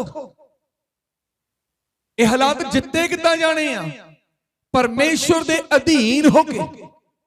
ਜਿਹੜਾ ਇਨਸਾਨ ਪਰਮੇਸ਼ਵਰ ਦੇ ਅਧੀਨ ਆ ਤੇ ਮੇਰੇ ਇਜ਼ੋ ਉਹ ਇਨਸਾਨ ਆਤਮਿਕ ਰੂਪ ਚ ਸ਼ਸਤਰਧਾਰੀ ਬਣ ਜਾਂਦਾ। ਹਾਲੇਲੂਇਆ। ਜਿਹੜਾ ਇਨਸਾਨ ਪਰਮੇਸ਼ਵਰ ਦੇ ਅਧੀਨ ਰਹਿੰਦਾ ਆ ਉਹ ਸ਼ਸਤਰਧਾਰੀ ਬਣ ਜਾਂਦਾ ਆ। ਤੇ ਉਹ ਸ਼ਸਤਰ ਤੁਹਾਨੂੰ ਦਿਖਾਈ ਦੇਣ ਨਾ ਦੇਣ, ਅਧੀਨ ਹੋਏ ਵਿਅਕਤੀ ਨੂੰ ਦਿਖਾਈ ਦੇਣ ਨਾ ਦੇਣ, ਉਹ ਸ਼ਸਤਰ ਸ਼ੈਤਾਨ ਨੂੰ ਦਿਖਾਈ ਦਿੰਦੇ ਆ, ਇਬਲੀਸ ਨੂੰ ਦਿਖਾਈ ਦਿੰਦੇ, ਹਾਲਾਤਾਂ ਨੂੰ ਦਿਖਾਈ ਦਿੰਦੇ ਆ। ਹਾਲੇਲੂਇਆ। ਸ਼ੈਤਾਨ ਤੁਹਾਡੇ ਤੋਂ ਨਹੀਂ ਡਰਦਾ, ਇਬਲੀਸ ਤੁਹਾਡੇ ਤੋਂ ਨਹੀਂ ਡਰਦਾ, ਹਾਲਾਤ ਮਨੁੱਖ ਤੋਂ ਨਹੀਂ ਡਰਦੇ, ਉਹ ਪਰਮੇਸ਼ਵਰ ਤੋਂ ਡਰਦੇ ਆ ਤੇ ਪਰਮੇਸ਼ਵਰ ਦੇ ਸ਼ਸਤਰਾਂ ਤੋਂ ਡਰਦੇ ਆ। ਤੇ ਸ਼ਸਤਰ, ਸਭ ਤੋਂ ਵੱਡਾ ਸ਼ਸਤਰ ਇਹੀ ਆ ਕਿ ਖੁਦਾ ਦੇ ਅਧੀਨ ਹੋ ਜਾਓ। ਹਾਲੇਲੂਇਆ। ਖੁਦਾ ਦੇ, ਪਰਮੇਸ਼ਵਰ ਦੇ ਅਧੀਨ ਹੋ ਜਾਓ। ਜਦੋਂ ਉਹਦੇ ਅਧੀਨ ਹੋਵੋਗੇ, ਵਚਨ ਦੇ ਅਨੁਸਾਰ ਚੱਲੋਗੇ, ਉਹ ਹਾਲਾਤ ਜਿਹੜੇ ਸਿਰ ਤੋੜੀ ਪਹੁੰਚ ਗਏ ਆ, ਮੇਰੇ ਜੋ ਅੱਖ ਚਮਕ ਦੇ ਫੋਰਨ ਤੁਹਾਡੇ ਪੈਰਾਂ ਦੀਆਂ ਤਲੀਆਂ ਥੱਲੇ ਕਰ ਦਿੱਤੇ ਜਾਣਗੇ। ਇਹ ਸਰਵ ਸ਼ਕਤੀਮਾਨ ਪਰਮੇਸ਼ਵਰ ਦਾ ਵਾਅਦਾ ਆ। ਹਾਲੇਲੂਇਆ। ਉਹ ਤੁਹਾਡੇ ਵਿਛਾਉਣੇ ਨੂੰ ਉਲਟਾ ਕੇ ਵਿਛਾਵੇਗਾ। ਵਿਛਾਉਣੇ ਨੂੰ, ਜਿਸ ਵਿਛਾਉਣੇ ਤੇ ਤੁਸੀਂ ਹੋਂਗਦੇ ਆ, ਜਿਸ ਵਿਛਾਉਣੇ ਤੇ ਤੁਸੀਂ ਰੋਂਦੇ ਆ, ਜਿਸ ਵਿਛਾਉਣੇ ਤੇ ਤੁਸੀਂ ਰੋਂਦੇ ਆ, ਜਿਸ ਵਿਛਾਉਣੇ ਤੇ ਤੁਹਾਨੂੰ ਨੀਂਦ ਨਹੀਂ ਆਉਂਦੀ, ਬਾਈਬਲ ਲਿਖਦੀ ਉਹਨੂੰ ਉਲਟਾ ਦੇਵੇਗਾ। ਉਹਨੂੰ ਕੀ ਕਰ ਦੇਵੇਗਾ? ਉਲਟਾ ਦੇਵੇਗਾ। ਦੁੱਖ ਦਾ ਉਲਟ ਸ਼ਬਦ ਕੀ ਆ? ਸੁੱਖ। ਕੀ ਕਹਿੰਦੇ ਹੁੰਦੇ ਆ ਪੰਜਾਬੀ ਚ? ਵਿਪਰੀਤ ਸ਼ਬਦ, ਵਿਰੋਧੀ ਸ਼ਬਦ। ਧੁੱਪ ਦਾ ਛਾਂ, ਦੁੱਖ ਦਾ ਸੁੱਖ, ਰੋਣੇ ਦਾ ਹੱਸਣਾ, ਭਾਵ ਪਰਮੇਸ਼ਰ ਪਲਟਾ ਮਰਵਾਵੇਗਾ। ਜਦੋਂ ਅਸੀਂ ਬਾਈਬਲ ਚ ਦੇਖਦੇ ਹਾਂ ਯਹੋਸ਼ੂਆ ਦੀ ਕਿਤਾਬ ਦੇ ਵਿੱਚ ਕਿ ਪਰਮੇਸ਼ਰ ਦੇ ਇਜ਼ਰਾਈਲੀ ਲੋਕ ਜਿਨ੍ਹਾਂ ਨੇ ਸਤੀਮ ਤੋਂ ਕੂਚ ਕੀਤਾ, ਜਰਦਨ ਪਾਰ ਕਰਨਾ ਸੀ। ਲਿਖਿਆ ਬਾਈਬਲ ਦੇ ਵਿੱਚ ਪੜ੍ਹ ਕੇ ਦੇਖਦੇ ਹਾਂ ਅਸੀਂ ਕੂਚ ਦੀ ਕਿਤਾਬ, ਯਹੋਸ਼ੂਆ ਦੀ ਕਿਤਾਬ 3 ਅਧਿਆਏ ਉਹਦੀ 11 ਆਇਤ ਤੋਂ।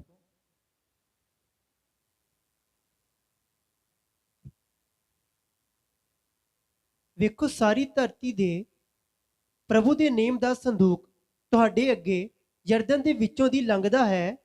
ਹੁਣ ਤੁਸੀਂ 12 ਜਣੇ ਇਸਰਾਇਲ ਦੀਆਂ ਗੋਤਾਂ ਵਿੱਚੋਂ ਇੱਕ ਇੱਕ ਗੋਤ ਪਿੱਛੇ ਇੱਕ ਮਨੁੱਖ ਆਪਣੇ ਲਈ ਲਓ। ਅਤੇ ਇਉਂ ਹੋਵੇਗਾ ਕਿ ਜਿਸ ਵੇਲੇ ਜਾਜਕਾਂ ਦੇ ਪੈਰਾਂ ਦੀਆਂ ਤਲੀਆਂ, ਜਿਹੜੇ ਯਹੋਵਾ ਸਾਰੀ ਧਰਤੀ ਦੇ ਪ੍ਰਭੂ ਦਾ ਸੰਦੂਕ ਚੁੱਕਦੇ ਹਨ, ਯਰਦਨ ਦੇ ਪਾਣੀਆਂ ਵਿੱਚ ਧਰੀਆਂ ਜਾਣ, ਤਾਂ ਯਰਦਨ ਦੇ ਪਾਣੀ ਉਹਨਾਂ ਪਾਣੀਆਂ ਤੋਂ ਜਿਹੜੇ ਉੱਤੋਂ ਵਗਦੇ ਹਨ ਵੱਖਰੇ ਵੱਖਰੇ ਹੋ ਜਾਣਗੇ। ਹਾਲੇਲੂਇਆ।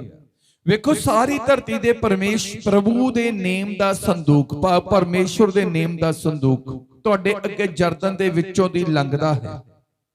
ਹੁਣ ਤੁਸੀਂ 12 ਜਣੇ ਇਜ਼ਰਾਈਲ ਦੇ ਗੋਤਾਂ ਵਿੱਚੋਂ ਇੱਕ ਇੱਕ ਗੋਤ ਪਿੱਛੇ ਇੱਕ ਇੱਕ ਮਨੁੱਖ ਆਪਣੇ ਲਈ ਲਓ। ਅਤੇ ਇਉਂ ਹੋਵੇਗਾ ਕਿ ਜਿਸ ਵੇਲੇ ਜਾਜਕਾਂ ਦੇ ਪੈਰਾਂ ਦੀਆਂ ਤਲੀਆਂ, ਜਿਹੜੇ ਯਹੋਵਾ ਸਾਰੀ ਧਰਤੀ ਦੇ ਪ੍ਰਭੂ ਦਾ ਸੰਦੂਕ ਚੁੱਕਦੇ ਹਨ, ਯਰਦਨ ਦੇ ਪਾਣੀਆਂ ਵਿੱਚ ਧਰੀਆਂ ਜਾਣ, ਤਾਂ ਯਰਦਨ ਦੇ ਪਾਣੀ ਉਹਨਾਂ ਪਾਣੀਆਂ ਤੋਂ ਜਿਹੜੇ ਉੱਤੋਂ ਵਗਦੇ ਹਨ ਵੱਖਰੇ ਹੋ ਜਾਣਗੇ। ਕਿੰਨੇ ਪਾਣੀ ਸੀ? ਜਦੋਂ ਤੁਸੀਂ ਬਾਈਬਲ ਦੇ ਵਿੱਚ ਪੜ੍ਹਦੇ ਆ ਤਾਂ ਮੇਰੇ ਇਜ਼ੋ ਦੇ ਵਿੱਚ ਲਿਖਿਆ ਗਿਆ ਹੈ ਕਿ ਉਹਨਾਂ ਸਮਿਆਂ ਦੇ ਵਿੱਚ ਯਰਦਨ ਦਾ ਪਾਣੀ, ਉਹਨਾਂ ਸਮਿਆਂ 'ਚ ਯਰਦਨ ਦਾ ਪਾਣੀ ਸਿਰ ਤੋਂ ਵੀ ਬਹੁਤ ਉੱਚਾ ਉੱਚਾ ਵਗਦਾ ਸੀ, ਜਿਹਦੇ ਵਿੱਚ ਦੀ ਨਾ ਬੇੜੀ, ਜਿਹਦੇ ਵਿੱਚ ਦੀ ਨਾ ਪੁਲ ਸੀ। ਪਰ ਇਹ ਸੀ ਕਿ ਇੱਕ ਸਾਈਡ ਤੋਂ ਦੂਜੀ ਸਾਈਡ ਇਜ਼ਰਾਈਲੀ ਲੋਕਾਂ ਨੇ ਜਾਣਾ ਜ਼ਰੂਰ ਸੀ।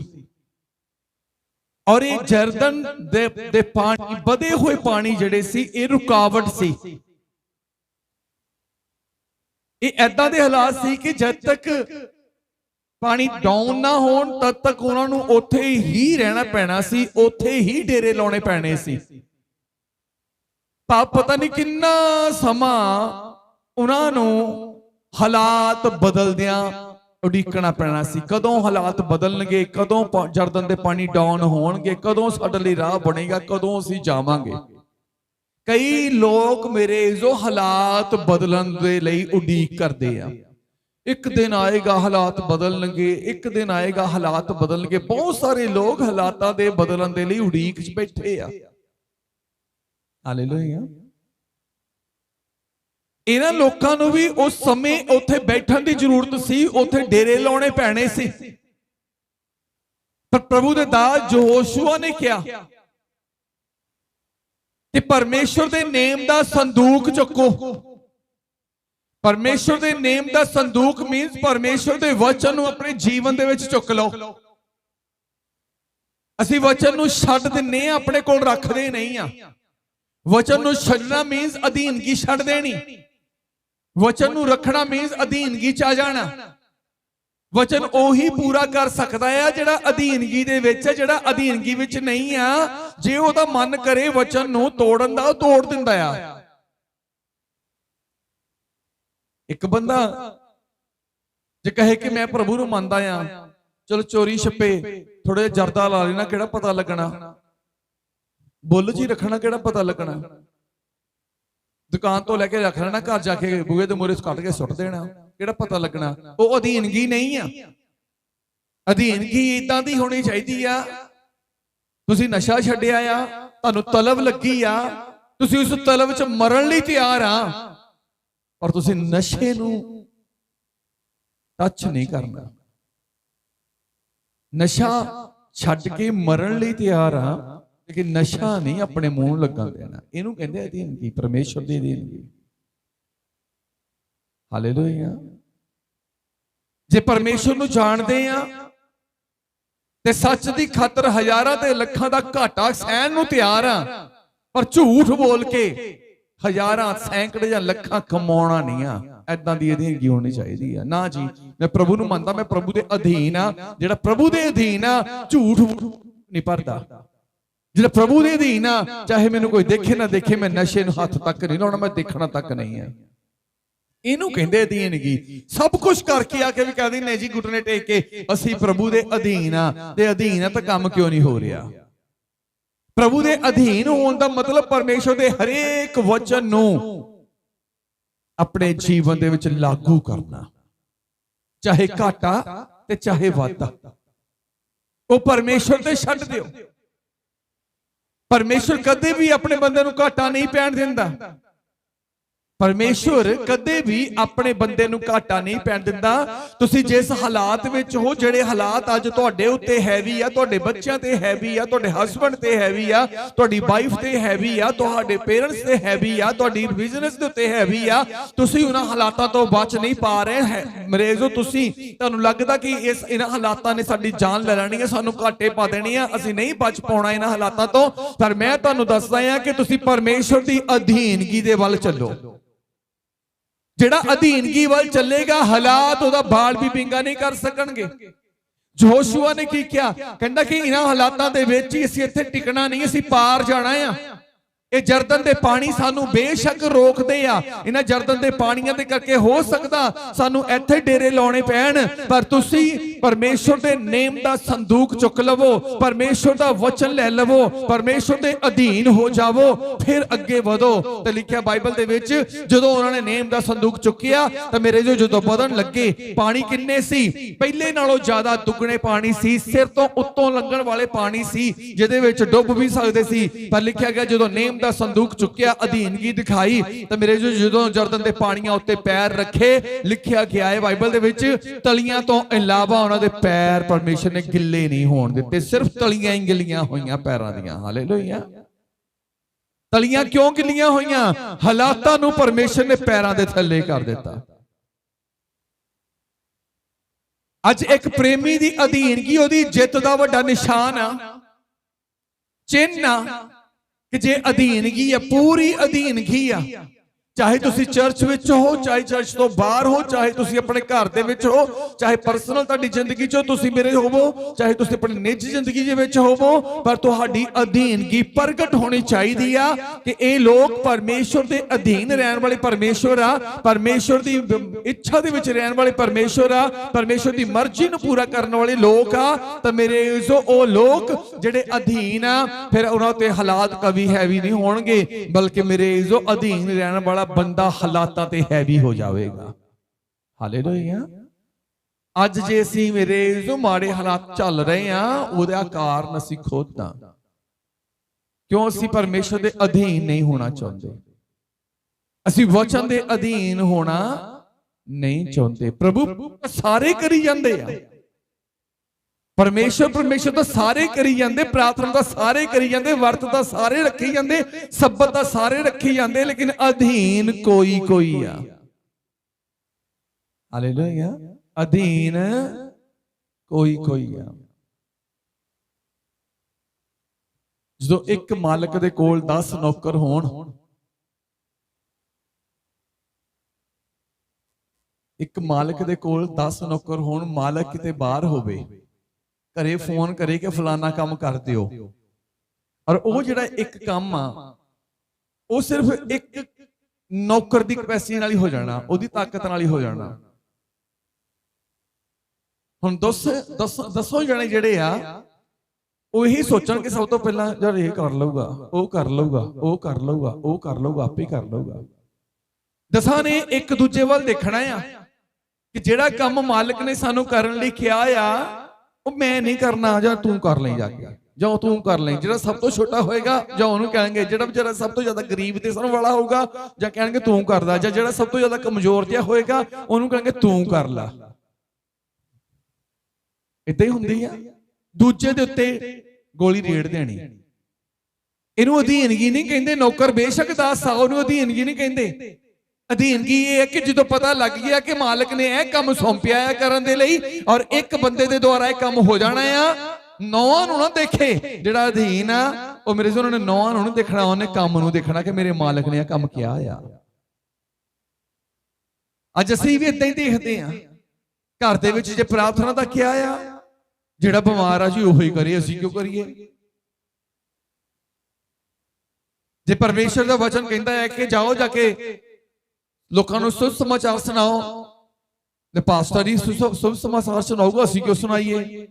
ਫਿਰ ਅਸੀਂ ਅਧੀਨ ਨਹੀਂ ਆ, ਅਸੀਂ ਗੋਲੀ ਰੇੜਨ ਵਾਲੇ ਤਾਂ ਟੋਪੀ ਪਹਿਨਾਉਣ ਵਾਲੇ ਆ। ਤੇ ਟੋਪੀ ਪਹਿਨਾਉਣ ਵਾਲਿਆਂ ਨੂੰ ਪਰਮੇਸ਼ਰ ਪਸੰਦ ਨਹੀਂ ਕਰਦਾ, ਟੋਪੀ ਪਹਿਨਾਉਣ ਵਾਲੇ ਹਮੇਸ਼ਾ ਹਾਰ ਜਾਂਦੇ ਆ। ਲਿਖਿਆ ਉਪਰੰਤ ਆਪਣੇ ਆਪ ਨੂੰ ਪਰਮੇਸ਼ਰ ਦੇ ਅਧੀਨ ਕਰੋ ਤੇ ਸ਼ੈਤਾਨ ਭਾਵ ਹਾਲਾਤਾਂ ਦੇ ਅੱਗੇ ਖੜੇ ਹੋ ਜਾਓ। ਜਦੋਂ ਹਾਲਾਤਾਂ ਦੇ ਅੱਗੇ ਖੜੇ ਹੋ ਜਾਓਗੇ ਤੇ ਪਰਮੇਸ਼ਰ ਮੇਰੇ ਜੋ ਹਾਲਾਤਾਂ ਨੂੰ ਤੁਹਾਡੇ ਅੱਗੇ ਦੜਾ ਦੇਵੇਗਾ। ਯਹੋਸ਼ੂਆ ਨੇ ਆਪਣੇ ਲੋਕਾਂ ਨੂੰ ਕਿਹਾ, ਤੁਸੀਂ ਆਪਣੇ ਆਪ ਨੂੰ ਪਵਿੱਤਰ ਕਰੋ, ਪਰਮੇਸ਼ਰ ਦੇ ਨੇਮ ਦੇ ਸੰਦੂਕ ਨੂੰ ਚੁੱਕ ਲਵੋ। ਤੁਹਾਨੂੰ ਇਹਨਾਂ ਹਾਲਾਤਾਂ ਤੋਂ ਡਰਨ ਦੀ ਜ਼ਰੂਰਤ ਨਹੀਂ, ਨਾ ਪਾਣੀਆਂ ਤੋਂ ਡਰਨ ਦੀ ਜ਼ਰੂਰਤ ਨਹੀਂ, ਪਾਣੀ ਤੁਹਾਡੇ ਤੋਂ ਡਰਨਗੇ। ਹਾਲੇਲੂਇਆ। ਪਾਣੀ ਤੁਹਾਡੇ ਤੋਂ, ਹਾਲਾਤ ਤੁਹਾਡੇ ਤੋਂ ਡਰਨਗੇ। ਲਿਖਿਆ ਗਿਆ ਜਦੋਂ ਅਸੀਂ ਅੱਗੇ ਪੜ੍ਹਦੇ ਹਾਂ, ਪੜ੍ਹੀਏ 15 ਤੋਂ। ਅਤੇ ਜਦ ਨੇਮ ਦੇ ਸੰਦੂਕ ਨੂੰ ਚੱਕਣ ਵਾਲੇ ਯਰਦਨ ਤੇ ਕੱਪੜੇ ਅਤੇ ਜਿਹੜੇ ਸੰਦੂਕ ਨੂੰ ਚੁੱਕੀ ਜਾਂਦੇ ਸਨ, ਉਹਨਾਂ ਜਾਜਕਾਂ ਦੇ ਪੈਰ ਕੰਢੇ ਦੇ ਪਾਣੀ ਵਿੱਚ ਡੁੱਬੇ, ਕਿਉਂ ਜੋ ਯਰਦਨ ਦਾ ਦਰਿਆ ਫਸਲ ਵੱਢਣ ਦੇ ਸਾਰੇ ਸਮੇਂ ਵਿੱਚ ਆਪਣੀਆਂ ਸਾਰੀਆਂ ਕੰਢਿਆਂ ਉੱਤੇ ਚੜ ਜਾਂਦਾ ਸੀ। ਤਾਂ ਉੱਤੋਂ ਵਗਣ ਵਾਲੇ ਪਾਣੀ ਆਦਾਮ ਸ਼ਹਿਰ ਦੇ ਕੋਲ, ਜਿਹੜਾ ਸਾਰਥਾਂ ਦੇ ਲਾਗੇ ਹੈ, ਬਹੁਤ ਦੂਰੋਂ ਠਹਿਰ ਗਏ ਅਤੇ ਇੱਕ ਢੇਰ ਹੋ ਕੇ ਖਲੋ ਗਏ। ਕਿੱਥੇ ਲਿਖਿਆ ਗਿਆ ਬਾਈਬਲ ਦੇ ਵਿੱਚ? ਸਾਰਥਾਂ ਦੇ ਲਾਗੇ। ਜਿੱਥੋਂ ਦੀ ਲੋਕਾਂ ਨੇ ਲੰਘਣਾ ਸੀ ਉੱਥੇ ਨਹੀਂ ਰੁਕੇ ਪਾਣੀ। ਸਾਰਥਾਨ ਉਸ ਸਥਾਨ ਤੋਂ ਇੱਕ ਦੂਰ ਸਥਾਨ ਆ, ਕਹਿੰਦਾ ਪਾਣੀ ਉੱਥੇ ਹੀ ਇੱਕ ਢੇਰ ਬਣ ਕੇ ਖੜੇ ਹੋ ਗਏ। ਸਾਹਮਣੇ ਲਾਗੇ ਨੇੜੇ ਤੇੜੇ ਨਹੀਂ ਖੜੇ ਹੋਏ। ਉਹ ਪਾਣੀ ਜਿਨ੍ਹਾਂ ਵਿੱਚ ਦੀ ਮੇਰੇ ਜਿਹਨਾਂ ਲੋਕਾਂ ਨੇ ਲੰਘਣਾ ਸੀ, ਪਰ ਇਹ ਪਾਣੀ ਡੋਬਣ ਵਾਲੇ ਸੀ। ਜਦੋਂ ਨੇਮ ਦਾ ਸੰਦੂਕ ਚੁੱਕਿਆ ਤੇ ਇਹ ਪਾਣੀ ਕਿੱਥੇ ਰੁਕ ਗਏ? ਪਿੱਛੇ ਹੀ ਸਾਰਥਾਨ ਵਾਲੇ ਸਥਾਨ ਦੇ ਉੱਤੇ ਪਿੱਛੇ ਹੀ ਰੁਕ ਗਏ ਤੇ ਢੇਰ ਬਣ ਕੇ ਖੜੇ ਹੋ ਗਏ। ਅੱਜ ਹਾਲਾਤਾਂ ਦੇ ਅੱਗੇ ਇੱਕ ਵਾਰੀ ਖੜੇ ਹੋ ਕੇ ਦੇਖੋ। ਹਾਲਾਤ ਫਿਰ ਤੁਹਾਡੇ ਘਰ ਦੇ ਬੂਹੇ ਮੂਹਰੇ ਨਹੀਂ, ਤੁਹਾਡੀ ਗਲੀ ਵਿੱਚ ਨਹੀਂ, ਤੁਹਾਡੇ ਮੁਹੱਲੇ ਵਿੱਚ ਨਹੀਂ, ਤੁਹਾਡੇ ਪਿੰਡ ਵਿੱਚ ਨਹੀਂ, ਪਿੰਡ ਤੋਂ ਬਾਹਰ ਹੀ ਖੜੇ ਹੋ ਜਾਣਗੇ ਜਾ ਕੇ। ਹਾਲੇਲੂਇਆ।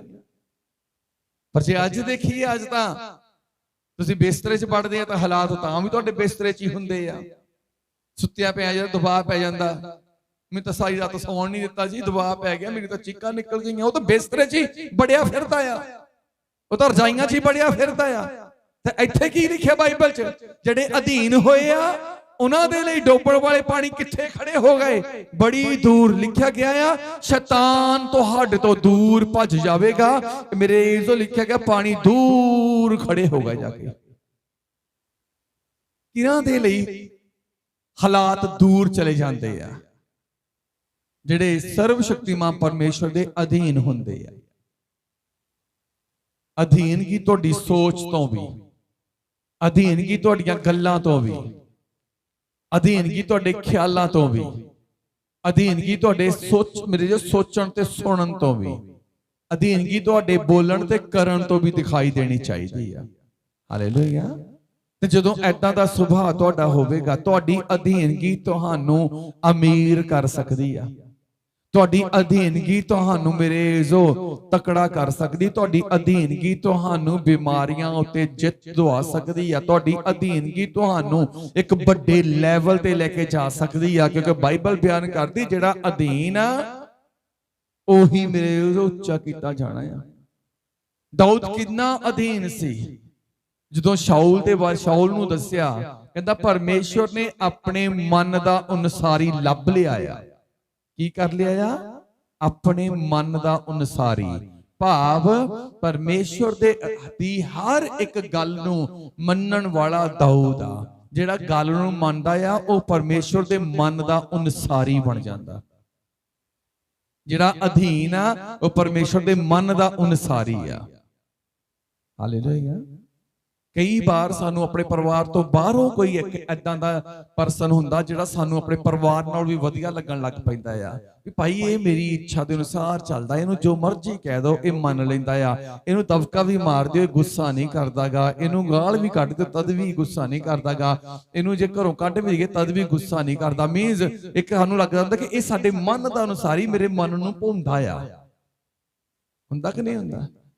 ਐਦਾਂ ਹੀ ਪਰਮੇਸ਼ਵਰ ਦੇ ਮਨ ਦਾ ਅਨੁਸਾਰੀ ਦਾਊਦ ਸੀ, ਕਿਉਂਕਿ ਦਾਊਦ ਪਰਮੇਸ਼ਵਰ ਦੇ ਅਧੀਨ ਸੀ। ਜਦੋਂ ਗਲਿਆਤ ਨੂੰ ਅਸੀਂ ਪੜ੍ਹਦੇ ਹਾਂ, ਲਿਖਿਆ ਗਿਆ ਇਜ਼ਰਾਈਲੀ ਲੋਕਾਂ ਨੂੰ ਉਹ ਸ਼ਰਮਿੰਦਾ ਕਰਦਾ ਸੀ, ਦਿਨ ਰਾਤ ਸ਼ਰਮਿੰਦਾ ਕਰਦਾ ਸੀ, ਔਰ ਕੋਈ ਵੀ ਉਹਦੇ ਵਿਰੋਧ ਵਿੱਚ ਖੜਾ ਨਹੀਂ ਹੁੰਦਾ ਸੀ, ਕਿਉਂਕਿ ਉਹ ਇੱਕ ਦੈਂਤਕਾਰ ਇਨਸਾਨ ਸੀ, ਬਹੁਤ ਵੱਡਾ ਮਨੁੱਖ ਸੀ, ਕੱਦ ਕਾਠੀ ਵੱਲੋਂ ਤਕੜਾ ਸੀ, ਬਹੁਤ ਡਾਢਾ ਸੂਰਮਾ ਸੀ। ਕੋਈ ਵੀ ਹਥਿਆਰ ਉਹਦੇ ਉੱਤੇ ਮੇਰੇ ਜੋ ਕਾਰਗਰ ਸਾਬਤ ਨਹੀਂ ਹੁੰਦਾ ਸੀ। ਦਾਊਦ ਨੌਜਵਾਨੀ ਦੇ ਦਿਨਾਂ ਦੇ ਵਿੱਚ ਜਦੋਂ ਗੁਲਿਆਤ ਦੇ ਸਾਹਮਣੇ ਗਿਆ, ਤਾਂ ਮੇਰੇ ਜੋ ਗਿਆ ਕਾਦੇ ਨਾਲ ਸੀ? ਅਧੀਨਗੀ ਦੇ ਨਾਲ। ਜਦੋਂ ਗੁਲਿਆਤ ਨੇ ਉਹਨੂੰ ਦੇਖਿਆ, ਗੁਲਿਆਤ ਵਧਿਆ ਦਾਊਦ ਨੂੰ ਮਾਰਨ ਵਾਸਤੇ, ਜਦੋਂ ਥੋੜਾ ਨੇੜੇ ਜਾ ਕੇ ਉਹਨੇ ਵੇਖਿਆ ਕਿ ਇਹ ਤਾਂ ਸ਼ੋਕਰਾ ਜਿਹਾ ਹੀ ਆ, ਇਹਦੇ ਕੋਲ ਤਾਂ ਹਥਿਆਰ ਹੀ ਕੋਈ ਨਹੀਂ ਹੈ, ਇਹ ਤਾਂ ਡੰਡਾ ਲੈ ਕੇ ਦੌੜਾਇਆ।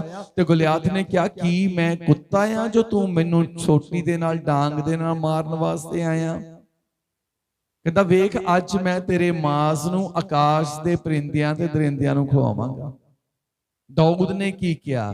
ਕਹਿੰਦਾ ਕਿ ਅੱਜ ਹੀ ਮੇਰਾ ਪਰਮੇਸ਼ਵਰ ਮੇਰੇ ਹੱਥੋਂ ਤੈਨੂੰ ਮਰਵਾ ਦੇਗਾ। ਹਾਲੇਲੂਇਆ।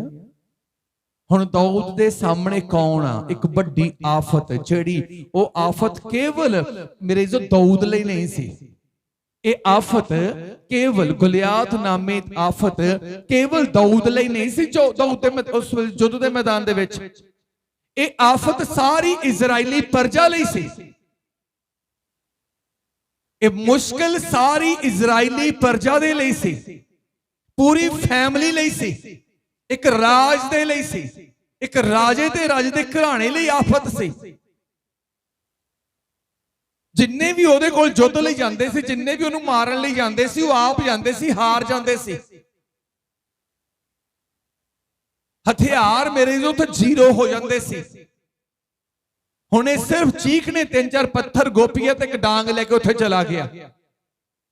ਉਹਨੂੰ ਪਤਾ ਸੀ ਕਿ ਮੇਰਾ ਪਰਮੇਸ਼ਰ ਮੇਰੇ ਨਾਲ ਆ, ਜਿਹਦੇ ਮੈਂ ਅਧੀਨ ਆ, ਜਿਹਦੇ ਮੈਂ ਅਧੀਨ ਆ, ਉਹ ਮੇਰਾ ਪਰਮੇਸ਼ਰ ਮੇਰੇ ਨਾਲ ਆ। ਗੋਲਿਆਤ ਮੇਰੇ ਜੋ ਗੁੱਸੇ ਨਾਲ ਦੌੜਿਆ ਉਹਨੂੰ ਮਾਰਨ ਵਾਸਤੇ ਉਹਦੇ ਵੱਲ ਨੂੰ, ਤੇ ਦਾਊਦ ਨੇ ਵਿਸ਼ਵਾਸ ਨਾਲ ਗੋਪੀਏ 'ਚ ਇੱਕ ਪੱਥਰ ਰੱਖਿਆ ਤੇ ਘੁਮਾ ਕੇ ਮਾਰਿਆ ਤੇ ਗੋਲਿਆਤ ਦੇ ਮੱਥੇ 'ਚ ਵੱਜਾ। ਉਸੇ ਵਕਤ ਮੇਰੇ ਜੋ ਗੋਲਿਆਤ ਢੇਰੀ ਹੋ ਗਿਆ ਤੇ ਮੇਰੇ ਜੋ ਲਿਖਿਆ ਦਾਊਦ ਉਹਦੀ ਛਾਤੀ ਤੇ ਬਹਿ ਗਿਆ ਤੇ ਉਹਦੀ ਧੌਣ ਅੱਡ ਕਰ ਦਿੱਤੀ, ਧੜ ਤੋਂ ਧੌਣ ਅੱਡ ਕਰ ਦਿੱਤੀ। ਦਾਊਦ ਜਿੱਤ ਗਿਆ। ਉਹ ਜਿਹੜੀ ਆਫਤ ਸਾਰੀ ਇਜ਼ਰਾਈਲੀ ਕੌਮ ਲਈ ਸੀ, ਦੇਸ਼ ਲਈ ਸੀ, ਇੱਕ ਰਾਜ ਲਈ ਸੀ, ਮੇਰੇ ਜੋ ਲਿਖਿਆ ਗਿਆ ਆ ਦਾਊਦ ਦੇ ਵਸੀਲੇ ਖਤਮ ਹੋਈ। ਦਾਊਦ ਪਰਮੇਸ਼ਰ ਦੇ ਅੱਗੇ ਅਧੀਨਗੀ ਨਾਲ ਚੱਲਦਾ ਸੀ ਤੇ ਉਸ ਆਫਤ ਦੇ ਅੱਗੇ ਪਰਮੇਸ਼ਰ ਤੇ ਵਿਸ਼ਵਾਸ ਰੱਖ ਕੇ ਖੜਾ ਹੋ ਗਿਆ। ਅੱਜ ਤੁਸੀਂ ਵੀ ਆਪਣੀ ਪ੍ਰੋਬਲਮ ਦੇ ਅੱਗੇ ਜੇ ਮੇਰੇ ਜੋ ਖੜੇ ਹੋਵੋ ਪਰ ਅਧੀਨਗੀ ਦੇ ਨਾਲ, ਤੇ ਮੇਰਾ ਵਿਸ਼ਵਾਸ ਆ ਬਾਈਬਲ ਕਹਿੰਦੀ ਆ ਤੁਹਾਡੀ ਆਫਤ ਤੁਹਾਨੂੰ ਛੱਡ ਕੇ ਚਲੀ ਜਾਏਗੀ। ਆਮੀਨ। ਚਾਹੁੰਦੇ ਤਾਂ ਅਸੀਂ ਸਾਰੇ ਆ ਕਿ ਸਾਡੀ ਆਫਤ ਸਾਡੇ ਤੋਂ ਅੱਗੇ ਹੋ ਜਾਏ, ਖਤਮ ਹੋ ਜਾਏ, ਚਲੀ ਜਾਵੇ, ਪਰ ਅਧੀਨਗੀ ਨਾਮੇ ਹਥਿਆਰ ਅਸੀਂ ਲੈਣਾ ਨਹੀਂ ਚਾਹੁੰਦੇ। ਇੱਕ ਐਦਾਂ ਦਾ ਹਥਿਆਰ ਆ ਅਧੀਨਗੀ, ਜਿਹੜਾ ਤੁਹਾਨੂੰ ਹਰ ਸਥਾਨ ਤੇ ਜਿੱਤ ਦਿਵਾਵੇਗਾ। ਹਾਲੇਲੂਇਆ। ਜਿਹੜਾ ਹਰ ਸਥਾਨ ਤੇ ਤੁਹਾਨੂੰ ਜਿੱਤ ਦਿਵਾਵੇਗਾ। ਤੁਸੀਂ ਕਦੀ ਵੀ ਹਾਰ ਦਾ ਮੂੰਹ ਨਹੀਂ ਦੇਖੋਗੇ। ਪਰਮੇਸ਼ਰ ਭੇਦਾਂ ਦੇ ਨਾਲ ਸਾਨੂੰ ਮੇਰੇ ਜੋ ਤਕੜਾ ਕਰਨਾ ਚਾਹੁੰਦਾ ਆ। ਕੇਵਲ ਬਾਈਬਲ ਪੜ੍ਹ ਲਈ, ਯਾਦ ਕਰ ਲਈ, ਰੱਟਾ ਲਾ ਲਿਆ, ਇਹਦੇ ਨਾਲ ਕੁਝ ਨਹੀਂ ਹੋਣਾ। ਪੜ੍ਹ ਕੇ ਇਹਨੂੰ ਪੂਰਾ ਕਰਨਾ, ਹਰੇਕ ਵਚਨ ਨੂੰ ਆਪਣੇ ਜੀਵਨ 'ਚ ਅਪਲਾਈ ਕਰਨਾ, ਹਰੇਕ ਵਚਨ ਨੂੰ ਆਪਣੇ ਜੀਵਨ 'ਚ ਪੂਰਾ ਕਰਨਾ, ਫਿਰ ਪਰਮੇਸ਼ਵਰ ਤੁਹਾਡੇ ਅੱਗੇ ਆਈਆਂ ਸਾਰੀਆਂ ਆਫਤਾਂ ਨੂੰ ਤੁਹਾਡੇ ਪੈਰਾਂ ਦੇ ਥੱਲੇ ਕਰ ਦੇਵੇਗਾ। ਕਦੋਂ ਭੁੱਖੇ ਸ਼ੇਰਾਂ ਦੇ ਮੂੰਹਾਂ ਦੇ ਅੱਗਿਓਂ ਬਚਾਂਗੇ? ਕਦੋਂ ਅੱਗ ਦੀਆਂ ਭੱਠੀਆਂ ਦੇ ਵਿੱਚੋਂ ਬਚ ਕੇ ਬਾਹਰ ਨਿਕਲਾਂਗੇ? ਕਦੋਂ ਵਗਦੇ ਪਾਣੀਆਂ 'ਚੋਂ ਬਚ ਕੇ ਬਾਹਰ ਨਿਕਲਾਂਗੇ? ਜਦੋਂ ਪਰਮੇਸ਼ਵਰ ਦੇ ਅਧੀਨ ਹੋਵਾਂਗੇ, ਜਦੋਂ ਅਧੀਨਗੀ ਦੇ ਨਾਲ ਜੀਵਨ ਬਤੀਤ ਕਰਾਂਗੇ। ਵਚਨ ਤੋੜ ਕੇ ਹਮੇਸ਼ਾ ਇਨਸਾਨ ਫੇਲ ਹੁੰਦਾ ਆ। ਆਦਮ ਅਧੀਨਗੀ ਦੇ ਨਾਲ ਪਰਮੇਸ਼ਰ ਨਾਲ ਜੁੜਿਆ ਰਿਹਾ, ਅਦਨ ਦੀ ਵਾਟਿਕਾ 'ਚ ਰਾਜ ਕਰਦਾ ਰਿਹਾ, ਔਰ ਮੇਰੇ ਜੋ ਆਦਮ ਅਧੀਨਗੀ ਦੇ ਕਰਕੇ ਧਰਤੀ ਦੇ ਉੱਤੇ ਰਾਜਾ ਠਹਿਰਾ ਦਿੱਤਾ ਕੱਲਾ ਹੀ। ਪਰ ਕਦੋਂ ਰਾਜ ਭਾਗ ਖੋਇਆ ਗਿਆ? ਕਦੋਂ ਅਦਨ ਦੀ ਵਾਟਿਕਾ 'ਚੋਂ ਬਾਹਰ ਕੱਢਿਆ? ਜਦੋਂ ਆਦਮ ਨੇ ਅਧੀਨਗੀ ਛੱਡ ਦਿੱਤੀ। ਜਦੋਂ ਆਦਮ ਨੇ ਅਧੀਨਗੀ ਛੱਡੀ, ਉਦੋਂ ਹੀ ਆਪਣੀ ਲਾਈਫ 'ਚ ਹਾਰਨਾ ਸ਼ੁਰੂ ਹੋ ਗਿਆ। ਉਦੋਂ ਹੀ ਉਹਦੀ ਜ਼ਿੰਦਗੀ 'ਚ ਹਾਰ ਆਉਣੀ ਸ਼ੁਰੂ ਹੋ ਗਈ। ਹਾਰਿਆ ਉਹ ਬਾਹਰੋਂ ਨਹੀਂ, ਕਿਉਂਕਿ ਉਸ ਵਕਤ ਉਹ ਤੇ ਉਹਦੀ ਪਤਨੀ ਹਵਾ ਸੀ, ਫਿਰ ਉਹਨਾਂ ਤੋਂ ਬੱਚੇ ਪੈਦਾ ਹੋਏ ਕਾਇਨ ਤੇ ਹਾਬਲ, ਤੇ ਮੇਰੇ ਜੋ ਬਾਹਰ ਦਾ ਕੁਝ ਵੀ ਹੈ ਨਹੀਂ ਸੀ। ਪਰ ਉਹ ਹਾਰਿਆ, ਆਪਣੇ ਪੁੱਤਾਂ ਦੇ ਹੱਥੋਂ ਹਾਰਿਆ, ਆਪਣੀ ਜ਼ਿੰਦਗੀ ਦੇ ਹੱਥੋਂ ਹਾਰਿਆ, ਆਪਣੀ ਵਾਈਫ ਦੇ ਹੱਥੋਂ ਹਾਰਿਆ, ਉਹ ਹਾਲਾਤਾਂ ਦੇ ਅੱਗੇ ਹਾਰ ਗਿਆ। ਫਿਰ ਪਰਮੇਸ਼ਰ ਨੇ ਹਾਰੇ ਹੋਏ ਲੋਕਾਂ ਨੂੰ ਖਤਮ ਕਰਨ ਦੇ ਲਈ ਜਲ ਕਰਲੋ ਲਿਆਂਦੀ। ਕਹਿੰਦਾ ਹਾਰੇ ਹੋਏ ਲੋਕਾਂ ਦੀ ਮੈਨੂੰ ਲੋੜ ਨਹੀਂ ਆ। ਜਿਵੇਂ ਲੰਗੜੇ ਘੋੜੇ ਦੀ ਕਹਿੰਦਾ ਲੋੜ ਨਹੀਂ ਆ। ਲੰਗੜਾ ਘੋੜਾ ਬੋਝ ਹੀ ਹੁੰਦਾ ਆ ਮਾਲਕ ਲਈ। ਹਾਲੇਲੂਇਆ। ਹੁਣ ਪਰਮੇਸ਼ਰ ਕਹਿੰਦਾ ਆਦਮ ਤੇ ਆਦਮ ਦੀ ਅੰਸ਼ ਦਾ ਹਾਰੇ ਹੋਏ ਲੋਕ ਆ। ਇਹ ਤਾਂ ਹਰ ਹਾਲਾਤ ਵਿੱਚ ਹਾਰਦੇ ਆ, ਚਾਹੇ ਹਾਲਾਤ ਛੋਟਾ ਚਾਹੇ ਹਾਲਾਤ ਵੱਡਾ, ਇਹ ਤਾਂ ਹਾਰਦੇ ਹੀ ਆ। ਇਹਨਾਂ ਤੇ ਹਾਲਾਤ ਦਾ ਠੱਪਾ ਲਾ ਦਿੱਤਾ ਗਿਆ ਆ, ਔਰ ਉਹਨਾਂ ਸਾਰਿਆਂ ਵਿੱਚੋਂ ਸਿਰਫ ਨੂਹ ਸੀ ਜਿਹਦੇ ਉੱਤੇ ਹਾਰਨ ਦਾ ਠੱਪਾ ਨਹੀਂ ਲੱਗਾ ਸੀ। ਮੇਰੇ ਜੋ ਉਹ ਨੂਹ ਹੀ ਉਸ ਸਮੇਂ ਬਚਾਇਆ ਗਿਆ। ਨੂਹ ਕਰਕੇ 7 ਜੀ ਉਹਦੇ ਘਰ ਦੇ ਬਚ ਗਏ। ਹਾਲੇਲੂਇਆ। ਅੱਜ ਹਾਲਾਤਾਂ ਤੋਂ ਨਾ ਡਰੋ, ਪ੍ਰੋਬਲਮ ਤੋਂ ਨਾ ਡਰੋ। ਤੁਸੀਂ ਕਿਸੇ ਆਫਿਸ ਜਾਂਦੇ ਆ, ਤੁਸੀਂ ਘਰੋਂ ਹੀ ਇਦਾਂ ਜਾਂਦੇ ਆ, ਪਤਾ ਨਹੀਂ ਕੰਮ ਬਣਨਾ ਕਿ ਨਹੀਂ ਬਣਨਾ, ਪਤਾ ਨਹੀਂ ਅਫਸਰ ਨੇ ਮੰਨਣਾ ਕਿ ਨਹੀਂ ਮੰਨਣਾ। ਅਫਸਰ ਦੇ ਰੂਮ ਦੇ ਬਾਹਰ ਖੜੇ ਹੋ ਕੇ ਡਰਦੇ ਰਹਿੰਦੇ, ਕਿੱਦਾਂ ਜਾ ਕੇ ਗੱਲ ਕਰਾਂਗੇ, ਸਾਡੀ ਸੁਣੂਗਾ ਕਿ ਨਹੀਂ ਸੁਣੂਗਾ। ਤੁਸੀਂ ਮਸੀਹ ਯਿਸੂ ਦੇ ਲੋਕ ਆ, ਤੁਸੀਂ ਪਰਮੇਸ਼ਰ ਦੇ ਅਧੀਨ ਰਹਿਣ ਵਾਲੇ ਲੋਕ ਆ। ਮੇਰੇ ਜੋ ਧਿਆਨ ਦਿਓ, ਜਦੋਂ ਤੁਸੀਂ ਅਫਸਰ ਕੋਲ ਵੀ ਜਾਓਗੇ, ਅਫਸਰ ਵੀ ਤੁਹਾਡੇ ਲਈ ਖੜਾ ਹੋ ਜਾਏਗਾ। ਪਰ ਜੇ ਤੁਸੀਂ ਅਧੀਨ ਹੀ ਨਾ ਜਾਓਗੇ, ਹਾਲੇਲੂਇਆ, ਪਤਾ ਨਹੀਂ ਮੇਰਾ ਕੰਮ ਕਰਨਾ ਕਿ ਨਹੀਂ ਕਰਨਾ। 110% ਕਰਨਾ ਆ ਜੇ ਤੁਸੀਂ ਅਧੀਨਗੀ 'ਚ ਰਹਿਣ ਵਾਲੇ ਲੋਕ ਆ। ਜੇ ਤੁਸੀਂ ਪਰਮੇਸ਼ਰ ਦੀ ਅਧੀਨਗੀ ਚ ਵਚਨ ਦੀ ਰਹਿਨਮਾਈ ਦੇ ਹੇਠ ਰਹਿਣ ਵਾਲੇ ਲੋਕ ਆ ਤਾਂ ਮੇਰੇ ਜੋ 110% ਤੁਸੀਂ ਦਫ਼ਤਰ ਦੇ ਵਿੱਚੋਂ ਜਿੱਤ ਕੇ ਵਾਪਸ ਆਓਗੇ। ਤੁਹਾਨੂੰ ਲੈਟਰ ਮੇਰੇ ਜੋ ਬਾਈ ਪੋਸਟ ਨਹੀਂ ਆਏਗਾ, ਤੁਹਾਨੂੰ ਲੈਟਰ ਬਾਈ ਹੈਂਡ ਹੀ ਦੇ ਦਿੱਤਾ ਜਾਏਗਾ। ਹਾਲੇਲੂਇਆ। ਅਸੀਂ ਡਾਕੀਏ ਨੂੰ ਪੁੱਛਦੇ ਰਹਿੰਦੇ ਆ ਸਾਡਾ ਵੀ ਕੁਝ ਆਇਆ ਕਿ ਨਹੀਂ ਆਇਆ, ਸਾਲ 2 ਸਾਲ ਹੋ ਗਏ ਪੁੱਛਦਿਆਂ ਨੂੰ। ਡਾਕੀਆ ਬਦਲ ਜਾਂਦਾ ਪਰ ਲੈਟਰ ਨਹੀਂ ਆਉਂਦਾ। ਕਿਉਂ ਨਹੀਂ ਆਉਂਦਾ? ਕਿਉਂਕਿ ਹਾਰੇ ਹੋਏ ਲੋਕ ਆ। ਹਾਰੇ ਹੋਇਆ ਨੂੰ ਤਾਂ ਅਗਵਾ ਥੋੜਾ ਹੀ ਮਿਲਣਾ, ਚਾਹੇ ਉਹ 2 ਦਿਨ ਕੀ ਗਰਾਊਂਡ 'ਚ ਬੈਠਾ ਰਹੇ। ਜਿਹੜਾ ਹਾਰਿਆ ਹੋਇਆ ਆ ਉਹਨੂੰ ਕਦੀ ਤਗਮਾ ਨਹੀਂ ਮਿਲਦਾ, ਚਾਹੇ 2 ਦਿਨ ਗਰਾਊਂਡ 'ਚ ਬੈਠਾ ਰਹੇ ਵੇਲਾ ਕਿ ਸ਼ਾਇਦ ਮੈਨੂੰ ਵੀ ਮੈਡਲ ਮੂਡਲ ਮਿਲ ਜਾਏਗਾ। ਜਿਹੜਾ ਜਿੱਤਦਾ ਮੈਡਲ ਉਸੇ ਵੇਲੇ ਲੈ ਕੇ ਚਲ ਜਾਂਦਾ ਆ। ਆਪਣੀ ਜ਼ਿੰਦਗੀ ਦੇ ਵਿੱਚ ਹਾਰ ਨੂੰ ਆਪਣੀ ਜ਼ਿੰਦਗੀ ਦਾ ਹਿੱਸਾ ਨਾ ਬਣਾਓ। ਨਿਰਾਸ਼ਾ ਨੂੰ ਆਪਣੀ ਜ਼ਿੰਦਗੀ ਦਾ ਹਿੱਸਾ ਨਾ ਬਣਾਓ, ਕਿਉਂਕਿ ਜਿਹਦੀ ਜ਼ਿੰਦਗੀ ਦਾ ਹਿੱਸਾ ਯਿਸੂ ਮਸੀਹ ਬਣ ਗਿਆ, ਜਿਸ ਇਨਸਾਨ ਨੇ ਆਪਣੀ ਜ਼ਿੰਦਗੀ ਦਾ ਬਾਕੀ ਸਾਰਾ ਹਿੱਸਾ ਯਿਸੂ ਮਸੀਹ ਨੂੰ ਦੇ ਦਿੱਤਾ, ਉਹਦੀ ਜ਼ਿੰਦਗੀ ਦਾ ਵੱਡਾ ਹਿੱਸਾ ਜਿੱਤਾ। ਕਿਉਂਕਿ ਜਿੱਤੇ ਹੋਏ ਹੀ ਸਵਰਗ ਜਾਣੇ ਆ, ਜਿਹਦੇ ਬਾਰੇ ਪ੍ਰਕਾਸ਼ ਦੀ ਪੋਥੀ ਬਿਆਨ ਕਰਦੀ ਆ ਕਿ ਜਿੱਤਿਆ ਹੋਇਆ ਕਹਿੰਦਾ ਮੇਰੇ ਨਾਲ ਬੈਠੇਗਾ। ਜਿੱਤਿਆ ਹੋਇਆ ਮੇਰੇ ਨਾਲ ਬੈਠੇਗਾ। ਦੁਨਿਆਵੀ ਵਸਤੂਆਂ ਦੁਨਿਆਵੀ ਚੀਜ਼ਾਂ ਦਾ ਉਸ ਵੇਲੇ ਕੋਈ ਮੋਲ ਨਹੀਂ ਰਹਿਣਾ ਜਿਸ ਵੇਲੇ ਮੇਰੇ ਤੁਸੀਂ ਪ੍ਰਭੂ ਵੱਲੋਂ ਹੀ ਹਾਰ ਗਏ। ਜਿਸ ਵੇਲੇ ਪ੍ਰਭੂ ਵੱਲੋਂ ਹੀ ਹਾਰ ਗਏ। ਹਾਲੇਲੂਇਆ।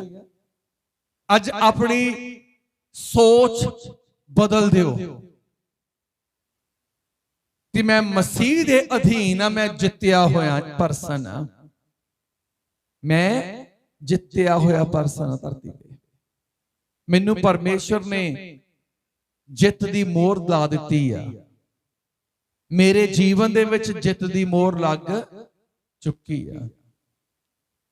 ਤੇ ਜੇ ਰੋਜ਼ ਹੀ ਇਹ ਗੱਲ ਕਹੋਗੇ ਤਾਂ ਹਾਰ ਗਏ, ਸਾਡਾ ਨਹੀਂ ਕੁਝ ਵੀ ਬਣਨਾ ਭਾਈ, ਕੁਝ ਨਹੀਂ ਹੋਣਾ ਸਾਡਾ, ਤਾਂ ਫਿਰ ਵਾਕਈ ਕੁਝ ਨਹੀਂ ਹੋਣਾ। ਫਿਰ ਵਾਕਈ ਹੀ ਕੁਝ ਨਹੀਂ ਹੋਣਾ। ਨਾ ਹੁੰਦਿਆਂ ਵੀ ਇਹ ਗੱਲ ਕਹੋ ਕਿ ਸਾਡਾ ਹੀ ਸਭ ਕੁਝ ਹੋਣਾ ਆ। ਦੇਖਿਓ ਹੁੰਦਾ ਕਿ ਨਹੀਂ ਹੁੰਦਾ। ਹਾਲੇਲੂਇਆ। ਦੇਖਿਓ ਹੋਣਾ ਕਿ ਨਹੀਂ ਹੋਣਾ। ਉਹ ਤਾਂ ਕਹਿੰਦਾ, ਪਰਮੇਸ਼ਰ ਤਾਂ ਕਹਿੰਦਾ ਜਾ ਜਿਸ ਜਗ੍ਹਾ ਤੇ ਪੈਰ ਦੀ ਤਲੀ ਧਰੇਗਾ ਉਹ ਤੇਰੇ ਲਈ ਜਿੱਤੀ ਜਾਵੇਗੀ। ਪੜਿਆ ਕਿਸੇ ਨੇ? ਕਿੰਨਿਆਂ ਨੇ ਪੜਿਆ? ਇਹੀ ਗੱਲ ਪਰਮੇਸ਼ਰ ਨੇ ਮੂਸਾ ਦੇ ਚੇਲੇ ਯਹੋਸ਼ੂਆ ਨੂੰ ਕਿਹਾ ਕਿ ਜਾ ਜਿਵੇਂ ਮੂਸਾ ਦੇ ਨਾਲ ਮੈਂ ਸੀ ਐਵੇਂ ਤੇਰੇ ਨਾਲ ਹੋਵਾਂਗਾ, ਤੂੰ ਵੀ ਜਿੱਥੇ ਪੈਰ ਦੀ ਤਲੀ ਤੇ ਰਹੇਗਾ ਉਹ ਜਗ੍ਹਾ ਤੇਰੇ ਲਈ ਜਿੱਤੀ ਜਾਵੇਗੀ। ਤੇ ਇਦਾਂ ਹੀ ਹੁੰਦਾ ਸੀ। ਉਹ ਵਿਸ਼ਵਾਸ ਨਾਲ ਇੱਕ ਦੇਸ਼ ਤੋਂ ਦੂਜੇ ਦੇਸ਼ ਜਾਂਦਾ ਸੀ ਤੇ ਜਿੱਤ ਜਾਂਦਾ ਸੀ ਕਿ ਮੇਰੇ ਪਰਮੇਸ਼ਰ ਨੇ ਗੱਲ ਕਹੀ ਆ। ਔਰ ਜੇ ਮੂਸਾ ਅਧੀਨ ਸੀ ਤੇ ਯਹੋਸ਼ੂਆ ਵੀ ਅਧੀਨ ਸੀ।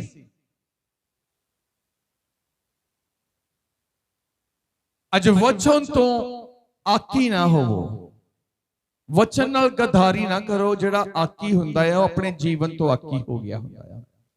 ਜਿਹੜਾ ਵਚਨ ਨਾਲ ਗਦਾਰੀ ਕਰਦਾ ਆ ਉਹ ਆਪਣੇ ਜੀਵਨ ਨਾਲ ਗਦਾਰੀ ਕਰਦਾ ਆ। ਜਿਹੜਾ ਵਚਨ ਨੂੰ ਤੋੜਦਾ ਆ ਉਹ ਆਪਣੇ ਜੀਵਨ ਦੇ ਸੁੱਖ ਆਪਣੀ ਜ਼ਿੰਦਗੀ ਨਾਲ ਤੋੜਦਾ। ਜਿਵੇਂ ਟਾਹਣੀ ਨਾਲੋਂ ਫੁੱਲ ਫਲ ਪੱਤੇ ਟੁੱਟ ਜਾਂਦੇ ਆ, ਇਵੇਂ ਹੀ ਇੱਕ ਜ਼ਿੰਦਗੀ ਦੇ ਨਾਲੋਂ ਸੁੱਖ ਆਨੰਦ ਤੇ ਸ਼ਾਂਤੀ ਟੁੱਟ ਜਾਂਦੀ ਆ।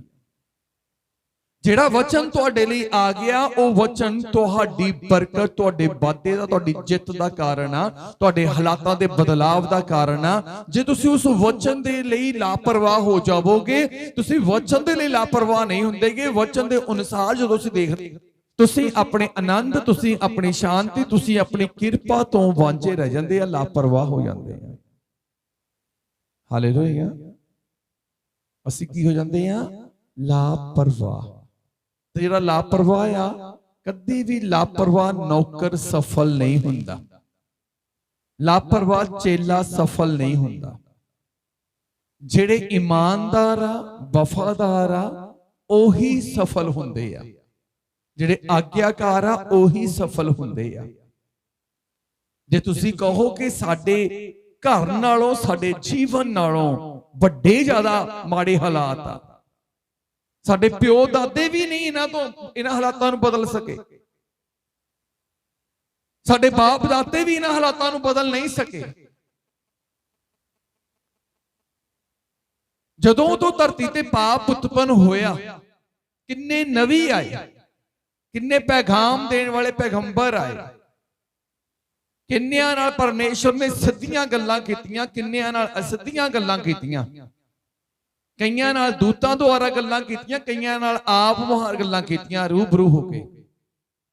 ਪਰ ਜੋ ਕੁਝ ਪਰਮੇਸ਼ਰ ਚਾਹੁੰਦਾ ਸੀ ਕੋਈ ਵੀ ਨਹੀਂ ਕਰ ਸਕਿਆ, ਕੋਈ ਵੀ ਨਹੀਂ ਕਰ ਸਕਿਆ। ਪਰ ਪ੍ਰਭੂ ਯਿਸੂ ਮਸੀਹ ਜਦੋਂ ਆਇਆ, ਸੂਲੀ ਤੇ ਚੜਿਆ, ਮਰਿਆ, ਤੀਜੇ ਦਿਨ ਮੁਰਦਿਆਂ ਚੋਂ ਜੀ ਉੱਠਿਆ, ਹਜ਼ਾਰਾਂ ਤੇ ਲੱਖਾਂ ਸਾਲਾਂ 'ਚ ਜੋ ਨਹੀਂ ਹੋਇਆ, ਮੇਰੇ ਜੋ ਇਹਨਾਂ 3 ਦਿਨਾਂ ਦੇ ਵਿੱਚ ਹੀ ਹੋ ਗਿਆ। ਹਾਲੇਲੂਇਆ, ਇਹਨਾਂ 3 ਦਿਨਾਂ ਦੇ ਵਿੱਚ ਹੀ ਹੋ ਗਿਆ। ਤੇ ਅੱਜ ਵੀ ਯਿਸੂ ਮਸੀਹ ਦੇ ਅਧੀਨ ਰਹਿਣ ਵਾਲੇ ਲੋਕਾਂ ਦੇ ਲਈ 3 ਦਿਨਾਂ ਦੀ ਗੱਲ ਤਾਂ ਬੜੀ ਦੂਰ, 3 ਸੈਕਿੰਡ ਵੀ ਬਹੁਤ ਵੱਡੇ ਹੁੰਦੇ ਆ ਹੋਣ ਦੇ ਲਈ। ਹਾਲੇਲੂਇਆ, 3 ਸੈਕਿੰਡ ਵੀ ਬਹੁਤ ਵੱਡੇ ਆ ਹੋਣ ਦੇ ਲਈ। ਹਾਲੇਲੂਇਆ। ਮੈਂ ਇੱਕ ਗਵਾਹੀ ਦੱਸਦਾ ਆ, ਇੱਥੇ ਰੱਖਣੀ ਆ। ਜੋ ਭੈਣ ਅੱਜ ਬੱਚਾ ਲੈ ਕੇ ਆਈ ਹੈ ਇੱਥੇ, ਇਹਦੇ ਬਾਰੇ ਦੱਸਿਆ ਗਿਆ ਸੀ ਕਿ ਇਹਦੀ ਰੀੜ੍ਹ ਦੀ ਹੱਡੀ ਹੈ ਨਹੀਂ, ਕੋਈ ਪ੍ਰੋਬਲਮ ਦੱਸੀ ਸੀ? ਕੀ ਪ੍ਰੋਬਲਮ ਸੀ? ਕੋਈ ਵਲੰਟੀਅਰ ਉੱਚੀ ਜਾਣੀ ਦੱਸੇ ਜਲਦੀ ਨਾਲ।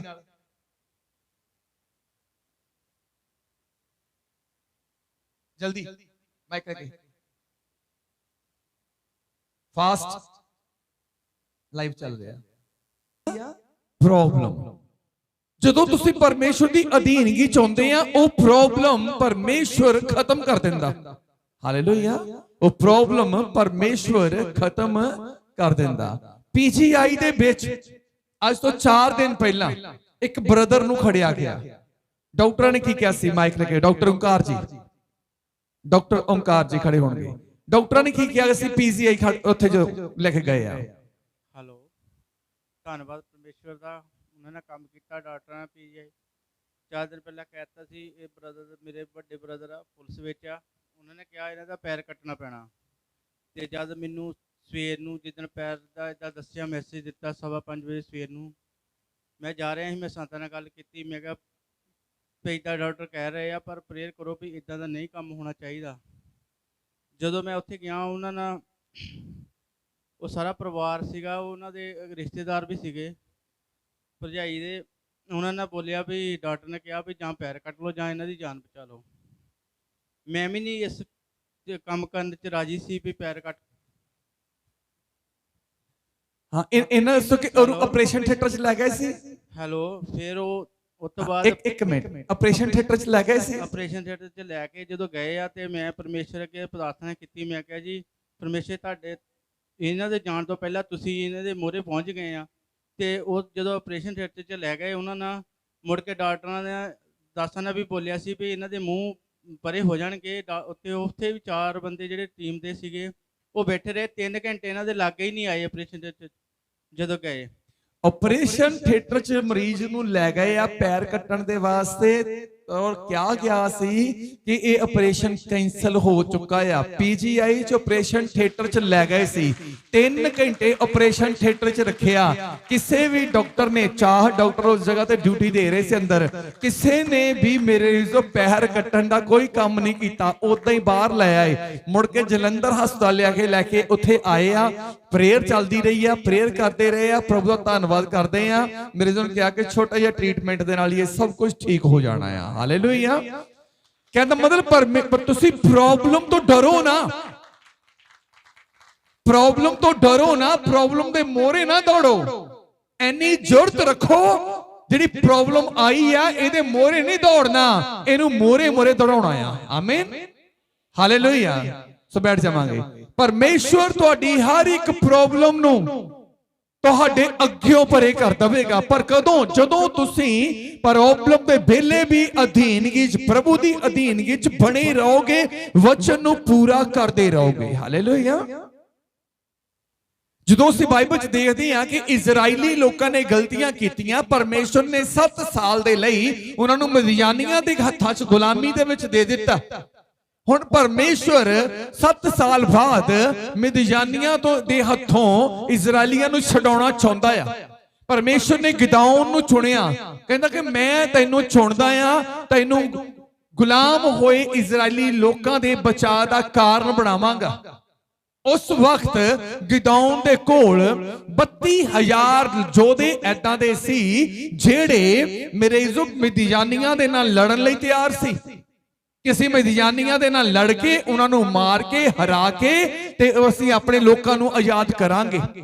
मिदियानी इजराइलियां दे लई एक ऐदां दे हालात सी ਜਿਹੜੇ ਹਮੇਸ਼ਾ ਹੀ ਉਹਨਾਂ ਨੂੰ ਗੁਲਾਮ ਰੱਖਦੇ ਸੀ, ਉਹਨਾਂ ਤੋਂ ਕੰਮ ਕਰਾਉਂਦੇ ਸੀ, ਉਹਨਾਂ ਦੇ ਆਪਣੀ ਜ਼ਮੀਨਾਂ ਜਿਹੜੀਆਂ ਇਜ਼ਰਾਈਲੀ ਲੋਕ ਵਾਹੁੰਦੇ ਸੀ, ਫਸਲ ਬੀਜਦੇ ਸੀ, ਉਹ ਸਾਰੀ ਫਸਲ ਪੱਕਣ ਤੋਂ ਬਾਅਦ ਲੈ ਜਾਂਦੇ ਸੀ। ਉਹਨਾਂ ਦੇ ਮਾਲ ਡੰਗਰ ਸੁਣਦੇ ਸੀ, ਉਹ ਵੀ ਲੈ ਜਾਂਦੇ ਸੀ। ਹਰ ਇੱਕ ਤਰ੍ਹਾਂ ਦਾ ਧਨ ਦੌਲਤ ਮਿਦਿਆਨੀ ਲੋਕ ਇਜ਼ਰਾਈਲੀਆਂ ਤੋਂ ਲੈ ਜਾਂਦੇ ਸੀ। ਉਹਨਾਂ ਦੇ ਘਰਾਂ ਤੇ ਕਬਜ਼ਾ ਕਰ ਲਿਆ। ਜਿਵੇਂ ਕਈ ਲੋਕ ਐਦਾਂ ਦੇ ਆ ਜਿਨ੍ਹਾਂ ਦੇ ਘਰਾਂ ਦੇ ਉੱਤੇ ਕਰਜ਼ੇ ਨੇ ਕਬਜ਼ਾ ਕੀਤਾ ਹੋਇਆ ਆ। ਕਈ ਲੋਕ ਐਦਾਂ ਦੇ ਆ ਜਿਨ੍ਹਾਂ ਦੇ ਘਰਾਂ ਉੱਤੇ ਨਸ਼ੇ ਨੇ ਕਬਜ਼ਾ ਕੀਤਾ ਆ। ਕਈ ਲੋਕ ਐਦਾਂ ਦੇ ਆ ਜਿਨ੍ਹਾਂ ਦੇ ਘਰਾਂ ਦੇ ਉੱਤੇ ਗਰੀਬੀ ਨੇ ਕਬਜ਼ਾ ਕੀਤਾ ਆ, ਲਾਚਾਰੀ ਨੇ ਕਬਜ਼ਾ ਕੀਤਾ ਆ। ਕਈ ਘਰ ਐਦਾਂ ਦੇ ਆ ਜਿਹੜੇ ਕਰਜ਼ੇ ਨਾਲ ਡੁੱਬੇ ਪਏ ਨੇ। ਧਿਆਨ ਦਿਓ, ਇਹ ਆਫਤਾਂ ਤੇ ਮੁਸ਼ਕਲਾਂ ਨੇ।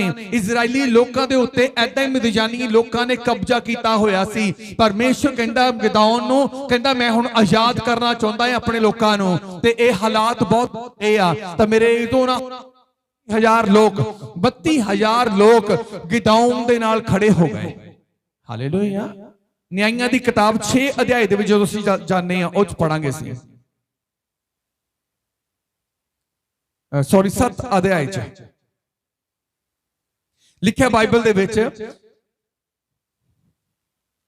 ਸੋ ਲੋਕਾਂ ਨੂੰ ਸੁਣਾ ਕੇ ਢਿੰਡੋਰਾ ਫੇਰ ਅਤੇ ਆਖ ਭਾਈ ਜਿਹੜਾ ਘਬਰਦਾ ਹੈ ਅਤੇ ਡਰਦਾ ਹੈ ਸੋ ਮੁੜ ਜਾਏ ਅਤੇ ਗਲਿਆਤ ਪਹਾੜ ਤੋਂ ਛੇਤੀ ਵਿਦਿਆ ਹੋਵੇ। ਸੋ ਲੋਕਾਂ ਵਿੱਚੋਂ 22,000 ਮਨੁੱਖ ਮੁੜ ਗਏ ਤੇ 10,000 ਪਿੱਛੇ ਰਹਿ ਗਏ। ਪਰਮੇਸ਼ਰ ਨੇ ਕਿਹਾ ਇਹਨਾਂ ਨੂੰ ਬੋਲ, ਜਿਹੜੇ ਅੱਜ ਇਹਨਾਂ ਹਾਲਾਤਾਂ ਦੇ ਵਿੱਚ ਆਏ ਆ, ਜਿਹੜੇ ਅਜੇ ਲੜਨਾ ਚਾਹੁੰਦੇ ਆ ਹਾਲਾਤਾਂ ਦੇ ਨਾਲ, ਜਿਹੜੇ ਅੱਜ ਗੁਲਾਮ ਕਰਨ ਵਾਲੀਆਂ ਸ਼ਕਤੀਆਂ ਨਾਲ ਲੜਨਾ ਚਾਹੁੰਦੇ ਨੇ, ਜਿਹੜੇ ਬਚਣਾ ਵੀ ਚਾਹੁੰਦੇ ਨੇ, ਆਪਣੀ ਫੈਮਿਲੀ ਨੂੰ ਬਚਾਉਣਾ ਵੀ ਚਾਹੁੰਦੇ ਨੇ, ਕਹਿੰਦਾ ਇਹਨਾਂ ਨੂੰ ਇਹ ਜਿੰਨੇ ਇਕੱਠੇ ਹੋ ਗਏ ਆ ਇਹਨਾਂ ਨੂੰ ਕਹਿ ਕਿ ਫਾਈਟ ਹੋਣੀ ਆ, ਅਧੀਨ ਹੋਣਾ ਪੈਣਾ ਆ, ਵਚਨ ਮੰਨਣਾ ਪੈਣਾ ਆ, ਵਚਨ ਦੇ ਅਨੁਸਾਰ ਚੱਲਣਾ ਪੈਣਾ ਆ, ਆਗਿਆਕਾਰੀ ਚ ਰਹਿਣਾ ਪੈਣਾ ਆ, ਵਫਾਦਾਰੀ ਦਿਖਾਉਣੀ ਪੈਣੀ ਆ। ਜੇ ਤੁਹਾਡੇ ਵਿੱਚੋਂ ਕੋਈ ਡਰਦਾ ਆ, ਘਬਰਦਾ ਆ, ਪਹਿਲਾਂ ਹੀ ਕਹਿੰਦਾ ਪਿੱਛੇ ਨੂੰ ਹੋ ਜਾਵੇ। ਲਿਖਿਆ ਉਹਨਾਂ ਲੋਕਾਂ ਚੋਂ 22,000 ਲੋਕ ਐਦਾਂ ਦੇ ਸੀ ਜਿਹੜੇ ਅਧੀਨ ਨਹੀਂ ਹੋਣਾ ਚਾਹੁੰਦੇ ਸੀ, ਵੱਖਰੇ ਹੋ ਗਏ। ਮੈਂ ਤੁਹਾਨੂੰ ਕਿੱਥੇ ਲੈ ਕੇ ਜਾਣਾ ਚਾਹੁੰਦਾ ਆ? ਅਧੀਨ ਬੰਦੇ ਦੀ ਤਾਕਤ ਵੱਲ, ਜਿਹੜਾ ਬੰਦਾ ਪਰਮੇਸ਼ਰ ਦੇ ਅਧੀਨ ਆ। 22,000 ਵਾਪਸ ਚਲੇ ਗਏ। ਦਰਸਾਉਂਦੇ ਆ, ਕਹਿੰਦੇ ਨਾ ਉਹ ਅਧੀਨ ਨਹੀਂ ਹੋਣਾ ਚਾਹੁੰਦੇ ਸੀ, ਉਹ ਪਰਮੇਸ਼ਰ ਦੀ ਗੱਲ ਮੰਨਣਾ ਨਹੀਂ ਚਾਹੁੰਦੇ ਸੀ। ਸੱਦੇ ਹੋਏ ਬਹੁਤ ਆ, ਚੁਣੇ ਹੋਏ ਥੋੜੇ ਨੇ, ਤੇ ਥੋੜਿਆਂ ਤੋਂ ਹੀ ਰੱਬ ਵੱਡੇ ਕੰਮ ਕਰਾ ਲੈਂਦਾ।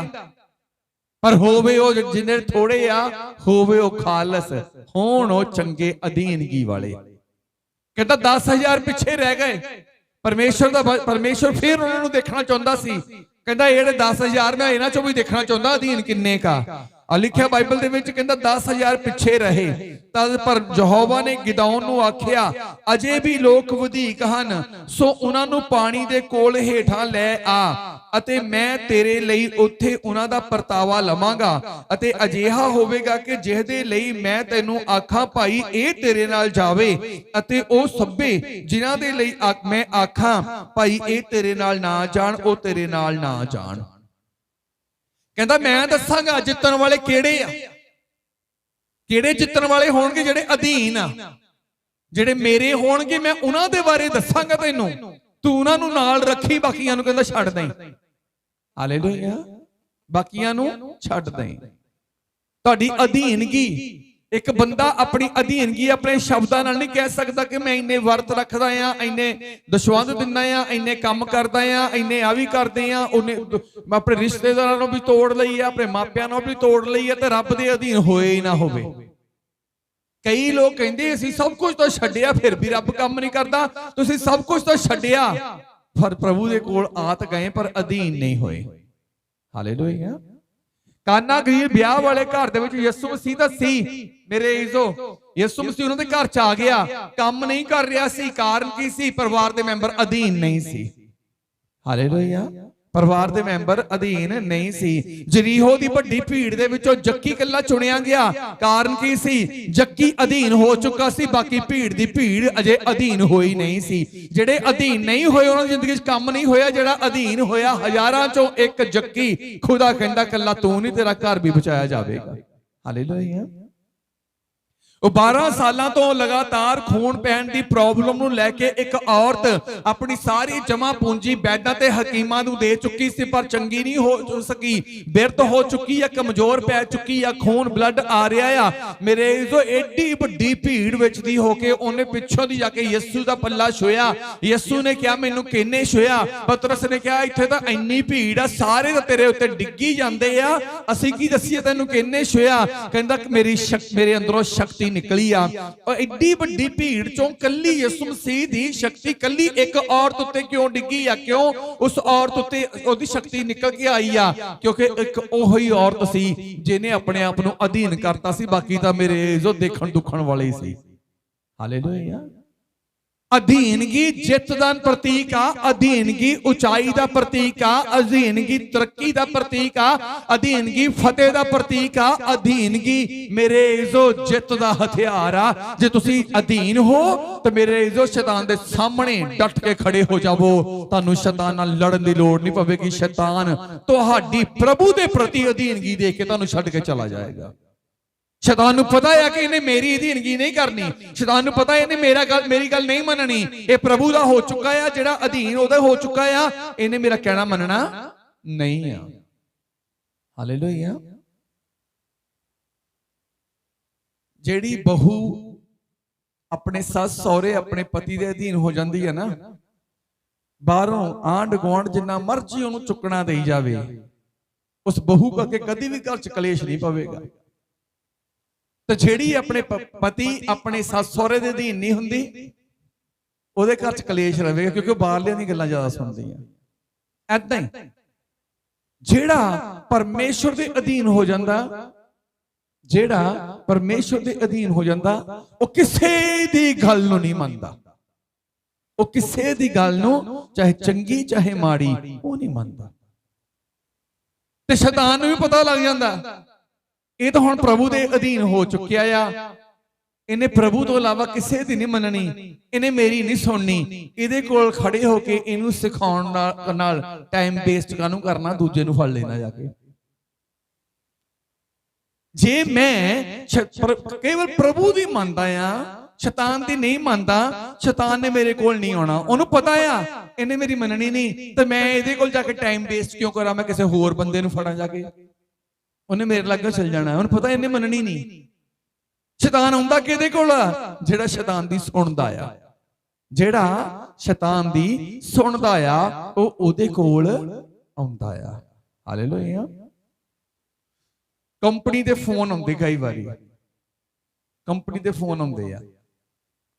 ਜਦੋਂ ਕੰਪਨੀ ਦੇ ਫੋਨ ਆਉਣਗੇ, ਜਿਹੜਾ ਤਾਂ ਕੰਪਨੀ ਦੇ ਫੋਨ ਪੂਰਾ ਸੁਣੂਗਾ, ਪੂਰਾ ਰਿਸੀਵ ਕਰੂਗਾ, ਉਹਨੂੰ ਬਾਰ-ਬਾਰ ਫੋਨ ਕਰਨਗੇ। ਜਿਹੜਾ ਕੱਟੀ ਜਾਊਗਾ ਨਾ, ਉਹਨੂੰ ਉਹ ਘੱਟ ਕਰ ਦਿੰਦੇ ਆ, ਇਹਨੇ ਕਿਹੜਾ ਸੁਣਨੀ ਆ। ਕਈ ਤਰ੍ਹਾਂ ਦੀਆਂ ਫੇਸਬੁੱਕ ਉੱਤੇ ਕਈ ਤਰ੍ਹਾਂ ਦੀਆਂ ਨਾ ਚੀਜ਼ਾਂ ਦੀਆਂ ਮਸ਼ਹੂਰੀਆਂ, YouTube ਤੇ ਚੀਜ਼ਾਂ ਦੀਆਂ ਮਸ਼ਹੂਰੀਆਂ ਹੁੰਦੀਆਂ। ਜੇ ਤੁਸੀਂ ਕਿਸੇ ਚੀਜ਼ ਦੀ ਐਡਵਰਟਾਈਜ਼ਮੈਂਟ ਦੇਖਣੀ ਸ਼ੁਰੂ ਕਰ ਦਵੋ ਫੇਸਬੁੱਕ ਉੱਤੇ, YouTube ਉੱਤੇ ਨਾ, ਉਹ ਆਟਾ ਜ਼ਿਆਦਾ ਤੁਹਾਡੇ ਫੇਸਬੁੱਕ ਦੇ ਉੱਤੇ ਹੀ ਪਾਉਣਗੇ ਕਿ ਇਹ ਬੰਦਾ ਇੰਟਰਸਟਡ ਆ ਐਡਵਰਟਾਈਜ਼ਮੈਂਟ ਦੇਖਣ ਦਾ, ਉਹਨੇ ਤੁਹਾਨੂੰ ਪਾਈ ਜਾਣਾ। ਜੇ ਤੁਸੀਂ ਉਹਨੂੰ ਕੱਟੀ ਜਾਓਗੇ, ਡਿਲੀਟ ਕਰੀ ਜਾਓਗੇ, ਮੁੜ ਕੇ ਤੁਹਾਡੇ ਫੇਸਬੁੱਕ YouTube ਦੇ ਉੱਤੇ ਕੋਈ ਵੀ ਐਡਵਰਟਾਈਜ਼ਮੈਂਟ ਨਹੀਂ ਆਏਗੀ। ਹੁਣ ਪਤਾ ਇਹ ਤਾਂ ਦੇਖਦਾ ਹੀ ਨਹੀਂ ਗਿਆ। ਏਦਾਂ ਹੀ ਜੇ ਤੁਸੀਂ ਸ਼ੈਤਾਨ ਦੀਆਂ ਗੱਲਾਂ ਸੁਣਨ ਵਿੱਚ ਇੰਟਰਸਟਡ ਹੋ, ਸ਼ੈਤਾਨ ਦੀਆਂ ਗੱਲਾਂ ਕਰਨ ਵਿੱਚ ਇੰਟਰਸਟਡ ਆ, ਉਹਨੇ ਆਟਾ ਤੁਹਾਡੇ ਕੋਲ ਟਾਈਮ ਕੱਟ ਕੇ ਆਉਣਾ, ਵੇਲਾ ਹੋ ਕੇ ਆਉਣਾ ਆ। ਜਦੋਂ ਤੁਸੀਂ ਉਹਦੀਆਂ ਗੱਲਾਂ ਸੁਣਨ ਵਿੱਚ ਇੰਟਰਸਟਡ ਨਹੀਂ ਆ, ਤਾਂ ਮੇਰੇ ਜੋ ਉਹਨੇ ਇੱਕ ਵਾਰੀ ਆਉਣਾ, ਦੋ ਵਾਰੀ ਆਉਣਾ, ਜਦੋਂ ਤੁਸੀਂ ਇਗਨੋਰ ਕਰੋਗੇ ਤੀਜੀ ਵਾਰ ਆਉਣਾ ਹੀ ਨਹੀਂ। ਹਾਲੇਲੂਇਆ। ਉਹਨੇ ਆਉਣਾ ਹੀ ਨਹੀਂ। ਕਈ ਤਾਂ ਸਾਰਾ ਦਿਨ ਇੰਨੇ ਕਿ ਇੰਟਰਸਟਡ ਹੁੰਦੇ ਸ਼ੈਤਾਨ ਦੀਆਂ ਗੱਲਾਂ ਸੁਣਨ ਵਿੱਚ, ਉਹ ਰਾਤ ਨੂੰ ਵੀ ਆ ਕੇ ਦਬਾਅ ਪਾ ਕੇ ਠਾਲਦਾ ਉਹਨਾਂ ਨੂੰ, ਉੱਠ ਗੱਲ ਕਰ, ਮੇਰੇ ਨਾਲ ਗੱਲ ਕਰ। ਫਿਰ ਬੀਬੀਆਂ ਰਾਤ ਨੂੰ 2 ਵਜੇ, ਦਾਸ ਜੀ ਮੈਨੂੰ ਤਾਂ ਦਬਾਅ ਪੈ ਗਿਆ। ਸਾਰਾ ਦਿਨ ਜਿੰਨਾ ਗੱਲਾਂ ਕਰਦੀ ਸੀ, ਰਾਤ ਨੂੰ ਉਹਨੇ ਤੇਤੋਂ ਹੀ ਆਉਣਾ ਸੀ, ਹੋਰ ਮੇਰੇ ਤੋਂ ਆਉਣਾ ਸੀ। ਜਿਹੜੀਆਂ ਦਬਾਅ ਪੈਂਦੇ ਆ ਉਹ ਕਿਹਨਾਂ ਨੂੰ ਪੈਂਦੇ ਆ? ਜਿਹੜੇ ਸਾਰਾ ਦਿਨ ਸ਼ੈਤਾਨ ਦੀਆਂ ਗੱਲਾਂ ਕਰਦੇ ਆ, ਸੁਣਨ ਵਿੱਚ ਇੰਟਰਸਟਡ ਰਹਿੰਦੇ ਆ ਕਿ ਕੋਈ ਉਹਦੀ ਸੁਣਾਵੇ, ਕੋਈ ਉਹਦੀ ਸੁਣਾਵੇ, ਕੋਈ ਉਹਦੀ ਸੁਣਾਵੇ। ਮੈਂ ਅੱਗੇ ਵੀ ਦੱਸਿਆ ਸੀ, ਗੁਆਂਢੀਆਂ ਦੇ ਘਰ ਦੇ ਵਿੱਚ ਥਾਲ ਡਿੱਪਾ ਹੋਵੇ ਨਾ ਤੇ ਦੂਜਾ ਗੁਆਂਢੀ ਫੱਟ ਦੇਖਿਆ, ਲੜਾਈ ਪੈ ਗਈ ਨਾ, ਬੰਦੇ ਨੇ ਥਾਲ ਸਣੇ ਰੋਟੀ ਚੁੱਕ ਕੇ ਮਾਰੀ ਬਾਹਰ, ਸਾਲ ਭਾਵਾਂ ਧੁੰਦੀ ਦਾ ਡਿੱਪਿਆ ਹੋਵੇ। ਕਈ ਇਦਾਂ ਦੇ ਇੰਟਰਸਟਡ ਆ, ਕੰਨ ਲਾ ਰੱਖਦੇ ਗੁਆਂਢੀਆਂ ਦੇ, ਤੇ ਫਿਰ ਰਾਤ ਨੂੰ ਵੀ ਫਿਰ ਉਹੀ ਹਾਲ ਹੁੰਦਾ ਰਹਿੰਦਾ। ਹਾਲੇਲੂਇਆ। ਇੱਕ ਦਿਨ ਮੇਰੀ ਮਿਸਿਸ ਤੋਂ ਭਾਂਡਾ ਇੱਕ ਡਿੱਪਿਆ, ਮੈਂ ਕਿਹਾ ਛੇਤੀ ਚੁੱਕ ਲਾ, ਕਿਤੇ ਲੋਕ ਇਹ ਨਾ ਕਹਿਣ ਕਿ ਦਾਸ ਦੇ ਘਰ 'ਚ ਵੀ ਲੜਾਈ ਹੋ ਗਈ, ਭਾਂਡੇ ਖੜਕਦੇ ਆ। ਹਾਲੇਲੂਇਆ। ਹੁੰਦਾ ਏਦਾਂ ਕਿ ਨਹੀਂ ਹੁੰਦਾ? ਕਿਤੇ ਖੜਕਾ ਹੋਵੇ ਨਾ, ਫਟ ਨੈਗੇਟਿਵ ਸੋਚ ਆਵੇਗੀ ਬੰਦੇ ਦੇ ਵਿੱਚ। ਭਾਂਡਾ ਡਿੱਗਿਆ ਹੋਵੇ, ਨਿਆਣੇ ਸੁੱਟਦਾ ਹੋਵੇ, ਫਟ ਨੈਗੇਟਿਵ ਸੋਚ ਆਵੇਗੀ, ਲੱਗਦਾ ਲੜਾਈ ਹੋ ਗਈ ਆ। ਕਿਉਂ ਇਹ ਸੋਚ ਆਉਂਦੀ ਆ? ਇਹ ਸੋਚ ਕਿਉਂ ਆਉਂਦੀ ਆ? ਕਿਉਂਕਿ ਇਹ ਸੋਚ ਰੱਖਣ ਦੇ ਅਸੀਂ ਚਾਹਵਾਨ ਆ। ਇਹ ਨੈਗੇਟਿਵ ਥਿੰਕਿੰਗ ਸਾਡੇ ਅੰਦਰ ਸਾਡੀ ਜ਼ਿੰਦਗੀ ਦਾ ਇੱਕ ਹਿੱਸਾ ਬਣ ਗਿਆ ਆ, ਤੇ ਅਸੀਂ ਚਾਹੁੰਦੇ ਆ ਕਿ ਸਾਡੇ ਕੰਨਾਂ 'ਚ ਇਦਾਂ ਦੀਆਂ ਆਵਾਜ਼ਾਂ ਪੈਂਦੀਆਂ ਰਹਿਣ, ਪੈਂਦੀਆਂ ਰਹਿਣ, ਪੈਂਦੀਆਂ ਰਹਿਣ। ਕਿਸੇ ਦਾ ਬੱਚਾ ਬਾਹਰ ਚਲ ਗਿਆ, ਅਸੀਂ ਇਹੀ ਸੋਚਦੇ ਰਹਿੰਦੇ ਆ, ਅੱਜ ਵੀ ਆ ਜਾਵੇ ਕੈਂਸਲ ਹੋ ਕੇ, ਕੱਲ ਵੀ ਆ ਜਾਏ ਕੈਂਸਲ ਹੋ ਕੇ, ਇਹਦੀ ਫਲਾਈਟ ਹੋਵੇ ਹੀ ਨਾ, ਹੋਵੇ ਹੀ ਨਾ। ਜਦੋਂ ਕਿਤੇ ਉਹ ਆ ਜਾਵੇ, ਦੇਖਿਆ ਮੇਰਾ ਮਨ ਕਹਿੰਦਾ ਸੀ। ਤੇਰਾ ਮਨ ਕਿਉਂ ਨੈਗੇਟਿਵ ਸੋਚਦਾ ਕਿਸੇ ਦੂਜੇ ਦੇ ਲਈ? ਇਹਦਾ ਮਤਲਬ ਤੂੰ ਅਧੀਨ ਨਹੀਂ ਹੈ ਪਰਮੇਸ਼ਵਰ ਦੇ। ਹਾਲੇਲੂਇਆ। ਮਤਲਬ ਤੂੰ ਦੂਜੇ ਦੀ ਤਰੱਕੀ ਦੇ ਲਈ ਪ੍ਰਾਰਥਨਾ ਕਰ, ਬਿਹਤਰੀ ਦੇ ਉન્નਤੀ ਲਈ ਗੱਲਾਂ ਕਰ ਤੂੰ। ਅਸੀਂ ਤਾਂ ਡਿੱਗਣ ਦੀਆਂ ਗੱਲਾਂ ਸੋਚ ਰੱਖਦੇ ਹਾਂ ਆਪਣੇ ਅੰਦਰ। ਹਾਲੇਲੂਇਆ।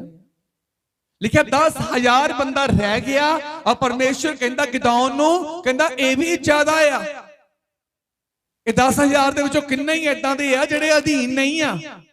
ਲਿਖਿਆ ਬਾਈਬਲ 'ਚ, ਕਹਿੰਦਾ ਇਹਨਾਂ ਨੂੰ ਪਹਾੜ ਤੋਂ ਥੱਲੇ ਲੈ ਕੇ ਚੱਲ, ਇਹਨਾਂ ਨੂੰ ਆਖ ਇਸ ਤਲਾਅ ਤੋਂ ਪਾਣੀ ਪੀਣ। ਕਿੱਦਾਂ ਪੀਣ? ਜੀਭ ਕੱਢ ਕੇ, ਕੁੱਤੇ ਵਾਂਗ ਲੱਕ ਲੱਕ ਕਰਕੇ ਆਪਣੇ ਘੁਟਨੇ ਟੇਕਣ, ਕੁੱਤੇ ਵਾਂਗ ਜੀਭ ਕੱਢ ਕੇ ਪਾਣੀ ਪੀਣ। ਲਿਖਿਆ ਸਿਰਫ 300 ਬੰਦਾ ਇਦਾਂ ਦਾ ਸੀ ਜਿਨ੍ਹਾਂ ਨੇ ਕੁੱਤੇ ਵਾਂਗ ਲੱਕ ਲੱਕ ਕਰਕੇ ਪਾਣੀ ਪੀਤਾ, ਘੁਟਨੇ ਟੇਕ ਕੇ ਪਾਣੀ ਪੀਤਾ। ਹਾਲੇਲੂਇਆ। ਬਾਕੀ 700 ਨੇ ਕਿਉਂ ਨਹੀਂ ਪੀਤਾ? ਬਾਕੀ 700 ਨੇ ਕਿਉਂ ਨਹੀਂ ਪੀਤਾ? ਗੱਲ ਕਹੀ ਹੋਵੇ ਪਰਮੇਸ਼ਵਰ ਨੇ, ਸਿਰਫ 300 ਬੰਦਾ ਸੀ 32,000 ਚੋਂ ਜਿਨ੍ਹਾਂ ਨੇ ਮੇਰੇ ਇਜ਼ੋ ਪਰਮੇਸ਼ਵਰ ਦੀ ਗੱਲ ਮੰਨੀ ਆ। ਬਾਦੇ ਕਿ 22,000 ਦਾ ਡਰ ਕੇ ਹੀ ਚਲੇ ਗਏ, 22,000 ਦਾ ਡਰ ਕੇ ਹੀ ਚਲੇ ਗਏ। 9,700 ਬੰਦਾ ਕਹਿਣਾ ਹੀ ਨਹੀਂ ਮੰਨਦਾ ਸੀ, ਆ 300 ਬੰਦਾ ਸੀ ਜਿਨ੍ਹਾਂ ਨੇ ਘੁਟਨੇ ਟੇਕ ਕੇ ਲੱਕ ਲੱਕ ਕਰਕੇ ਪਾਣੀ ਪੀ ਲਿਆ। ਪ੍ਰਭੂ ਕਹਿੰਦਾ ਬਸ ਆਹੀ 300 ਆ। ਤੇ ਆਫਤ ਕਿੱਡੀ ਵੱਡੀ ਆ, ਟਿੱਡੀ ਦਲ ਵਾਂਗ ਕਹਿੰਦਾ ਲਿਖਿਆ ਗਿਆ ਹੈ ਕਿ ਮਿਦਿਆਨੀਆਂ ਦੇ ਰੱਥ ਤੇ ਊਠ ਸੀ, ਟਿੱਡੀ ਦਲ ਦੀ ਨਹੀਂ ਆਈ। ਤੇ ਵਿਰੋਧ ਹੁਣ ਮੇਰੇ ਜੋ ਉਹਨਾਂ ਨਾਲ ਲੜਨ ਵਾਸਤੇ ਕਿੰਨੇ ਬੰਦੇ? 300। ਉਹਨਾਂ ਦੇ ਨਾਲ ਲੜਨ ਵਾਸਤੇ 300, ਵਿਰੋਧੀ ਕਿੰਨੇ? ਟਿੱਡੀ ਦਲ ਦੀ ਨਹੀਂ ਆਈ। ਹਾਲੇਲੂਇਆ। ਇੰਨੀ ਐਡੀ ਆਫਤ ਸੀ 300 ਬੰਦੇ ਦੇ ਅੱਗੇ। ਉਹ 300 ਬੰਦਾ ਰੱਬ ਨੇ ਖੜਾ ਕਰ ਲਿਆ ਜਿਹੜਾ ਅਧੀਨ ਸੀ। ਲਿਖਿਆ ਲੜਨ ਦੀ ਲੋੜ ਵੀ ਨਹੀਂ ਪਈ। 300 ਬੰਦੇ ਨੇ ਟਿੱਡੀ ਦਲ ਦੀ ਨਿਆਈ ਸੈਨਾ ਨੂੰ ਭਾਜੜਾਂ ਪਾਤੀਆਂ, ਭੱਜ ਗਏ ਉਹਨਾਂ ਦੇ ਅੱਗੇ। 300 ਬੰਦੇ ਦੇ ਅੱਗੇ ਹੀ ਉਹ ਭੱਜ ਗਏ। ਤੇ ਮੇਰੇ ਜੋ ਇਸੇ ਤਰ੍ਹਾਂ ਜਿਹੜਾ ਬੰਦਾ ਅਧੀਨ ਆ ਉਹ ਆਪ ਨਹੀਂ ਭੱਜੇਗਾ, ਉਹਦੇ ਹਾਲਾਤ ਭੱਜਣਗੇ ਉਹਦੇ ਲਾਖਿਓ। ਜਿਹੜਾ ਅਧੀਨ ਆ ਉਹਨੂੰ ਆਪ ਭੱਜਣ ਦੀ ਲੋੜ ਨਹੀਂ ਆ। ਉਹਦੀ ਬਿਮਾਰੀ, ਉਹਦੀ ਆਫਤ, ਉਹਦੀ ਗਰੀਬੀ, ਉਹਦੇ ਘਰ ਦਾ ਨਸ਼ਾ ਆਪ ਭੱਜੇਗਾ। ਪਰ ਜ਼ਰੂਰਤ ਆ ਤੁਹਾਡੀ ਅਧੀਨਗੀ ਵਾਲੀ ਕੁਆਲਿਟੀ ਤੁਹਾਡੇ ਅੰਦਰੋਂ ਦਿਖਾਈ ਦੇਵੇ, ਕਰਨੀਆਂ ਤੋਂ ਦਿਖਾਈ ਦੇਵੇ। ਐਵੇਂ ਨੀਵੀਂ ਜੀ ਪਾ ਕੇ ਜਿਸ ਦਾ ਬਹੁਤ ਹੀ ਨਾ, ਮੇਰੇ ਵਰਗਾ ਤਾਂ ਅਧੀਨ ਹੀ ਕੋਈ ਨਹੀਂ ਆ। ਬੋਲਾਂ ਨਾਲ ਹੀ ਅਧੀਨਗੀ ਦਿਖਾਉਂਦੇ ਆ, ਬਾਕੀ ਗੱਲਾਂ ਨਾਲ ਨਹੀਂ। ਬੋਲਾਂ ਨਾਲ ਅਧੀਨਗੀ ਦਿਖਾਉਣੀ ਛੱਡ ਦਿਓ, ਕਰਨੀਆਂ ਨਾਲ ਵਚਨ ਦੀ ਅਧੀਨਗੀ ਕਰਕੇ ਦੇਖਿਓ ਹਾਲਾਤ ਕਿੱਦਾਂ ਤੁਹਾਡੇ ਮੂਹਰੇ ਭੱਜਣਗੇ। ਹਾਲੇਲੂਇਆ।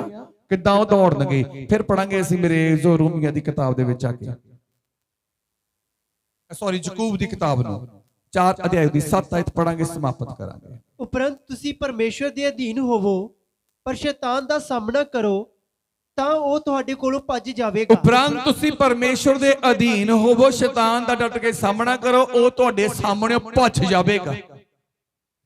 ਜਦੋਂ ਤੁਸੀਂ ਕੇਵਲ ਔਰ ਕੇਵਲ ਰੱਬ ਦੀ ਗੱਲ ਸੁਣਨ ਤੇ ਕਰਨ ਦੇ ਵਿੱਚ ਇੰਟਰਸਟਡ ਹੋ ਜਾਓਗੇ, ਸ਼ੈਤਾਨ ਚਾਹੇ ਕਿੰਨਾ ਵੀ ਤੁਹਾਨੂੰ ਮੇਰੇ ਜੋ ਆਪਣੀਆਂ ਗੱਲਾਂ ਨਾਲ ਗੁੰਮਰਾਹ ਕਰਨ ਦੀ ਕੋਸ਼ਿਸ਼ ਕਰੇ, ਉਹਦੀਆਂ ਗੱਲਾਂ ਵੱਲ ਧਿਆਨ ਨਾ ਦਿਓ।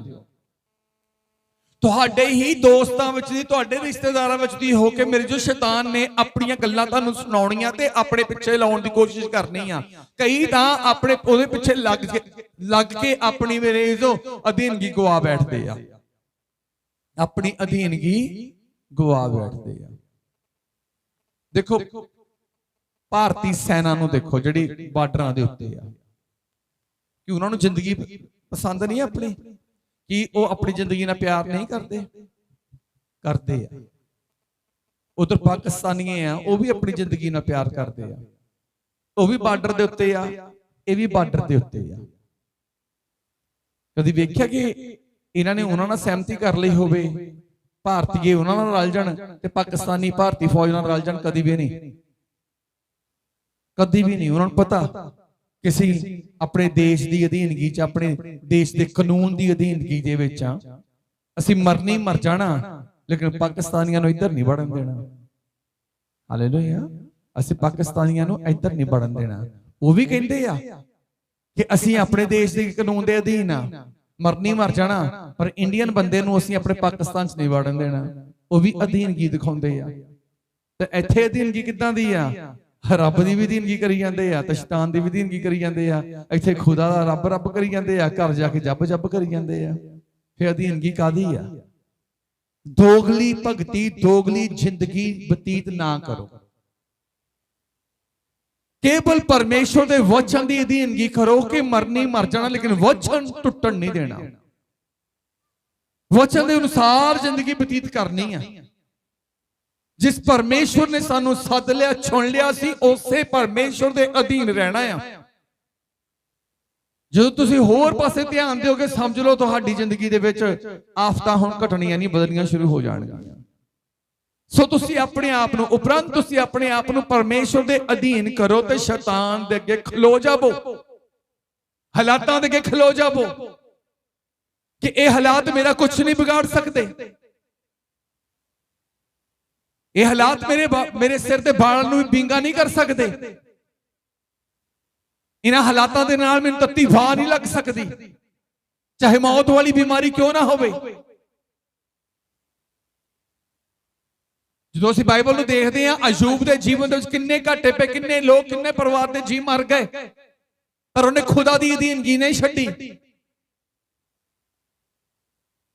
ਲਾਜ਼ਰ ਦੇ ਸਰੀਰ ਦੇ ਉੱਤੇ ਫੋੜੇ ਆ, ਮੇਰੇ ਇਸ ਤੋਂ ਧਿਆਨ ਦੇ, ਕੁੱਤੇ ਆ ਕੇ ਚੱਟਦੇ ਆ। ਹਿੰਮਤ ਇਹ ਨਹੀਂ ਆ ਕਿ ਕੁੱਤਿਆਂ ਨੂੰ ਦੂਰ ਦੜਾ ਸਕੇ। ਆਪਣੇ ਸਾਹਮਣੇ ਧਨੀ ਇਨਸਾਨ ਨੂੰ ਦੇਖਦਾ ਸੀ, ਖਾਂਦਿਆਂ ਪੀਂਦਿਆਂ, ਰੋਜ਼ ਭੋਗ ਬਿਲਾਸ ਕਰਦਿਆਂ ਨੂੰ, ਕਦੀ ਵੀ ਉਹਨੇ ਖੁਦਾ ਦੀ ਅਧੀਨਗੀ ਨਹੀਂ ਛੱਡੀ। ਜੇ ਅਧੀਨਗੀ ਦੇ ਵਿੱਚ ਰਹੇ ਤਾਂ ਮੇਰੇ ਇਜ਼ੋ ਲਾਜ਼ਰ ਸਵਰਗ ਦੇ ਵਿੱਚ ਤੇ ਅਯੂਬ ਦੁੱਗਣੀ ਬਰਕਤ ਦੇ ਵਿੱਚ ਚਲਾ ਗਿਆ। ਅਧੀਨਗੀ ਤੁਹਾਨੂੰ ਵਧਾਵੇਗੀ। ਬਹੁਤ ਸਾਰੇ ਲੋਕ ਆ ਜਿਹੜੇ ਮੌਕੇ ਗਵਾਈ ਜਾਂਦੇ ਆ। ਮੈਨੂੰ ਜਦੋਂ ਪਰਮੇਸ਼ਰ ਤੋਂ ਵਚਨ ਮਿਲਿਆ, ਮੈਂ ਉਸੇ ਦਿਨ ਹੀ ਆਪਣੇ ਆਪ ਨੂੰ ਪਰਮੇਸ਼ਰ ਦੇ ਅਧੀਨ ਕਰ ਦਿੱਤਾ। ਜਦੋਂ ਮੈਨੂੰ ਮੇਰੇ ਇਸ ਬਪਤਿਸਮੇ ਦਾ ਮੌਕਾ ਮਿਲਿਆ, ਜਦੋਂ ਬਪਤਿਸਮਾ ਮੈਨੂੰ ਮਿਲਿਆ, ਮੈਂ ਉਦੋਂ ਪਹਿਲੀ ਜ਼ਿੰਦਗੀ ਮਰ ਗਿਆ। ਜਦੋਂ ਮੈਂ ਅਧੀਨ ਹੋਇਆ, ਉਦੋਂ ਤੋਂ ਲੈ ਕੇ ਹੁਣ ਤੱਕ ਦੇ ਹਾਲਾਤਾਂ ਦੇ ਵਿੱਚ ਮੈਂ ਨਹੀਂ ਕਹਿੰਦਾ ਕਿ 100%, ਮੈਂ ਨਹੀਂ ਕਹਿੰਦਾ ਕਿ 101%, ਮੈਂ ਨਹੀਂ ਕਹਿੰਦਾ 110%, ਮੈਂ ਕਹਿੰਦਾ ਕਿ ਉਨੀ ਗਿਣਤੀ ਹੈ ਨਹੀਂ ਜਿੰਨੀ ਪਰਮੇਸ਼ਰ ਨੇ ਮੈਨੂੰ ਬਰਕਤ ਦਿੱਤੀ ਆ। ਉਨੀ ਗਿਣਤੀ ਹੈ ਨਹੀਂ ਕਿ ਜਿੰਨੀ ਪਰਮੇਸ਼ਰ ਨੇ ਮੈਨੂੰ ਸ਼ਾਂਤੀ ਦਿੱਤੀ ਆ ਕਿ ਮੈਂ ਕੀ ਦੱਸਾਂ, ਕਿੱਧਰ ਦੱਸਾਂ। ਹਾਲੇਲੂਇਆ। ਅਧੀਨਗੀ ਦਾ ਵੱਡਾ ਫਲ ਆ, ਅਧੀਨਗੀ ਦਾ ਵੱਡਾ ਫਲ ਆ। ਜੇ ਅਧੀਨਗੀ ਦੇ ਵਿੱਚ ਰਹੋਗੇ ਮੇਰੇ ਜੋ ਇੱਕ ਦਿਨ ਜਿੱਤ ਤੁਹਾਡੀ ਹੋਵੇਗੀ। ਹਾਲਾਤ ਤੁਹਾਨੂੰ ਮੇਰੇ ਜੋ ਛੱਡ ਕੇ ਚਲੇ ਜਾਣਗੇ ਤੇ ਉਹ ਹਾਲਾਤ ਦੁਬਾਰਾ ਤੁਹਾਡੀ ਜ਼ਿੰਦਗੀ 'ਚ ਆਉਣ ਤੋਂ ਪਹਿਲਾਂ 100 ਵਾਰੀ ਸੋਚੇਗਾ ਕਿ ਮੈਂ ਉਧਰ ਦੀ ਲੰਘਾਂ ਜਾਂ ਨਾ ਲੰਘਾਂ। ਹਾਲੇਲੂਇਆ। 100 ਵਾਰੀ ਸੋਚੇਗਾ। ਕਿੱਦਾਂ ਦਾ ਸੋਚੇਗਾ? ਜਿਵੇਂ ਪਾਕਿਸਤਾਨੀ ਕੋਈ ਜਹਾਜ਼, ਲੜਾਈ ਵਾਲਾ ਜਹਾਜ਼, ਕਦੀ ਵੀ ਪਾਇਲਟ ਨਹੀਂ ਸੋਚ ਸਕਦਾ ਕਿ ਮੈਂ ਇੰਡੀਆ ਵਿੱਚ ਦੀ ਲੰਘ ਜਾਵਾਂਗਾ। ਕਦੀ ਵੀ ਉਹਨੂੰ ਪਤਾ ਕਿ ਜਦੋਂ ਮੈਂ ਇੱਧਰ ਨੂੰ ਵੜ ਗਿਆ ਮੈਂ ਗਿਆ। ਐਦਾਂ ਹੀ ਜਦੋਂ ਤੁਸੀਂ ਅਧੀਨਗੀ ਜੀਵਨ ਬਤੀਤ ਕਰਦੇ ਆ ਤੇ ਸ਼ੈਤਾਨ ਨੂੰ 100 ਵਾਰੀ ਸੋਚਣਾ ਪੈਂਦਾ ਕਿ ਜਦੋਂ ਜੇ ਕਿਤੇ ਮੈਂ ਇਹਨਾਂ ਦੇ ਘਰ ਦੇ ਮੋੜ ਦੀ ਲੰਘ ਗਿਆ, ਜੇ ਇਹਨਾਂ ਦੇ ਘਰ ਵਿੱਚ ਕਿਤੇ ਵੜ ਗਿਆ, ਮੈਂ ਖਤਮ ਆ, ਮੈਂ ਖਤਮ ਆ। ਕਿਉਂਕਿ ਉਹਨੇ ਸਵਾਦ ਚੱਖ ਲਿਆ ਆ ਯਿਸੂ ਮਸੀਹ ਪਿਤਾ ਦੀ ਅਧੀਨਗੀ 'ਚ ਰਹਿਣ ਵਾਲੇ ਸਾਡੇ ਉਧਾਰਕਰਤਾ ਦੇ ਲਾਗਿਓਂ ਦੀ ਲੰਘਣ ਦਾ ਸਵਾਦ ਚੱਖ ਲਿਆ ਉਹਨੇ। ਹਾਲੇਲੂਇਆ। ਉਹਨੇ ਸਵਾਦ ਚੱਖ ਲਿਆ। ਸ਼ੈਤਾਨ ਯਿਸੂ ਮਸੀਹ ਨੂੰ ਕਬਰ 'ਚ ਲਟਾਉਣਾ ਚਾਹੁੰਦਾ ਸੀ, ਪਰ ਸਾਡੇ ਯਿਸੂ ਮਸੀਹ ਨੇ ਹੀ ਸ਼ੈਤਾਨ ਨੂੰ ਕਬਰ 'ਚ ਲਟਾ ਕੇ ਰੱਖ ਦਿੱਤਾ। ਹਾਲੇਲੂਇਆ। ਐਦਾਂ ਹੀ ਸਾਡੇ ਵਿੱਚ ਤਾਕਤ ਆ। ਤੁਹਾਡੀ ਅਧੀਨਗੀ ਤੁਹਾਡਾ ਉਹ ਹਥਿਆਰ ਆ ਜਿਹਨੂੰ ਦੇਖ ਕੇ ਸ਼ੈਤਾਨ ਤੁਹਾਡੇ ਮੂਹਰਿਓਂ ਭੱਜ ਜਾਵੇਗਾ। ਕਿੰਨੇ ਸਹਿਮਤ ਹੈ ਇਸ ਗੱਲ ਦੇ ਨਾਲ? ਜ਼ੋਰ ਦੇ ਨਾਲ ਪ੍ਰਭੂ ਦੀ ਮਹਿਮਾ ਲਈ ਤਾੜੀ ਮਾਰੀਏ।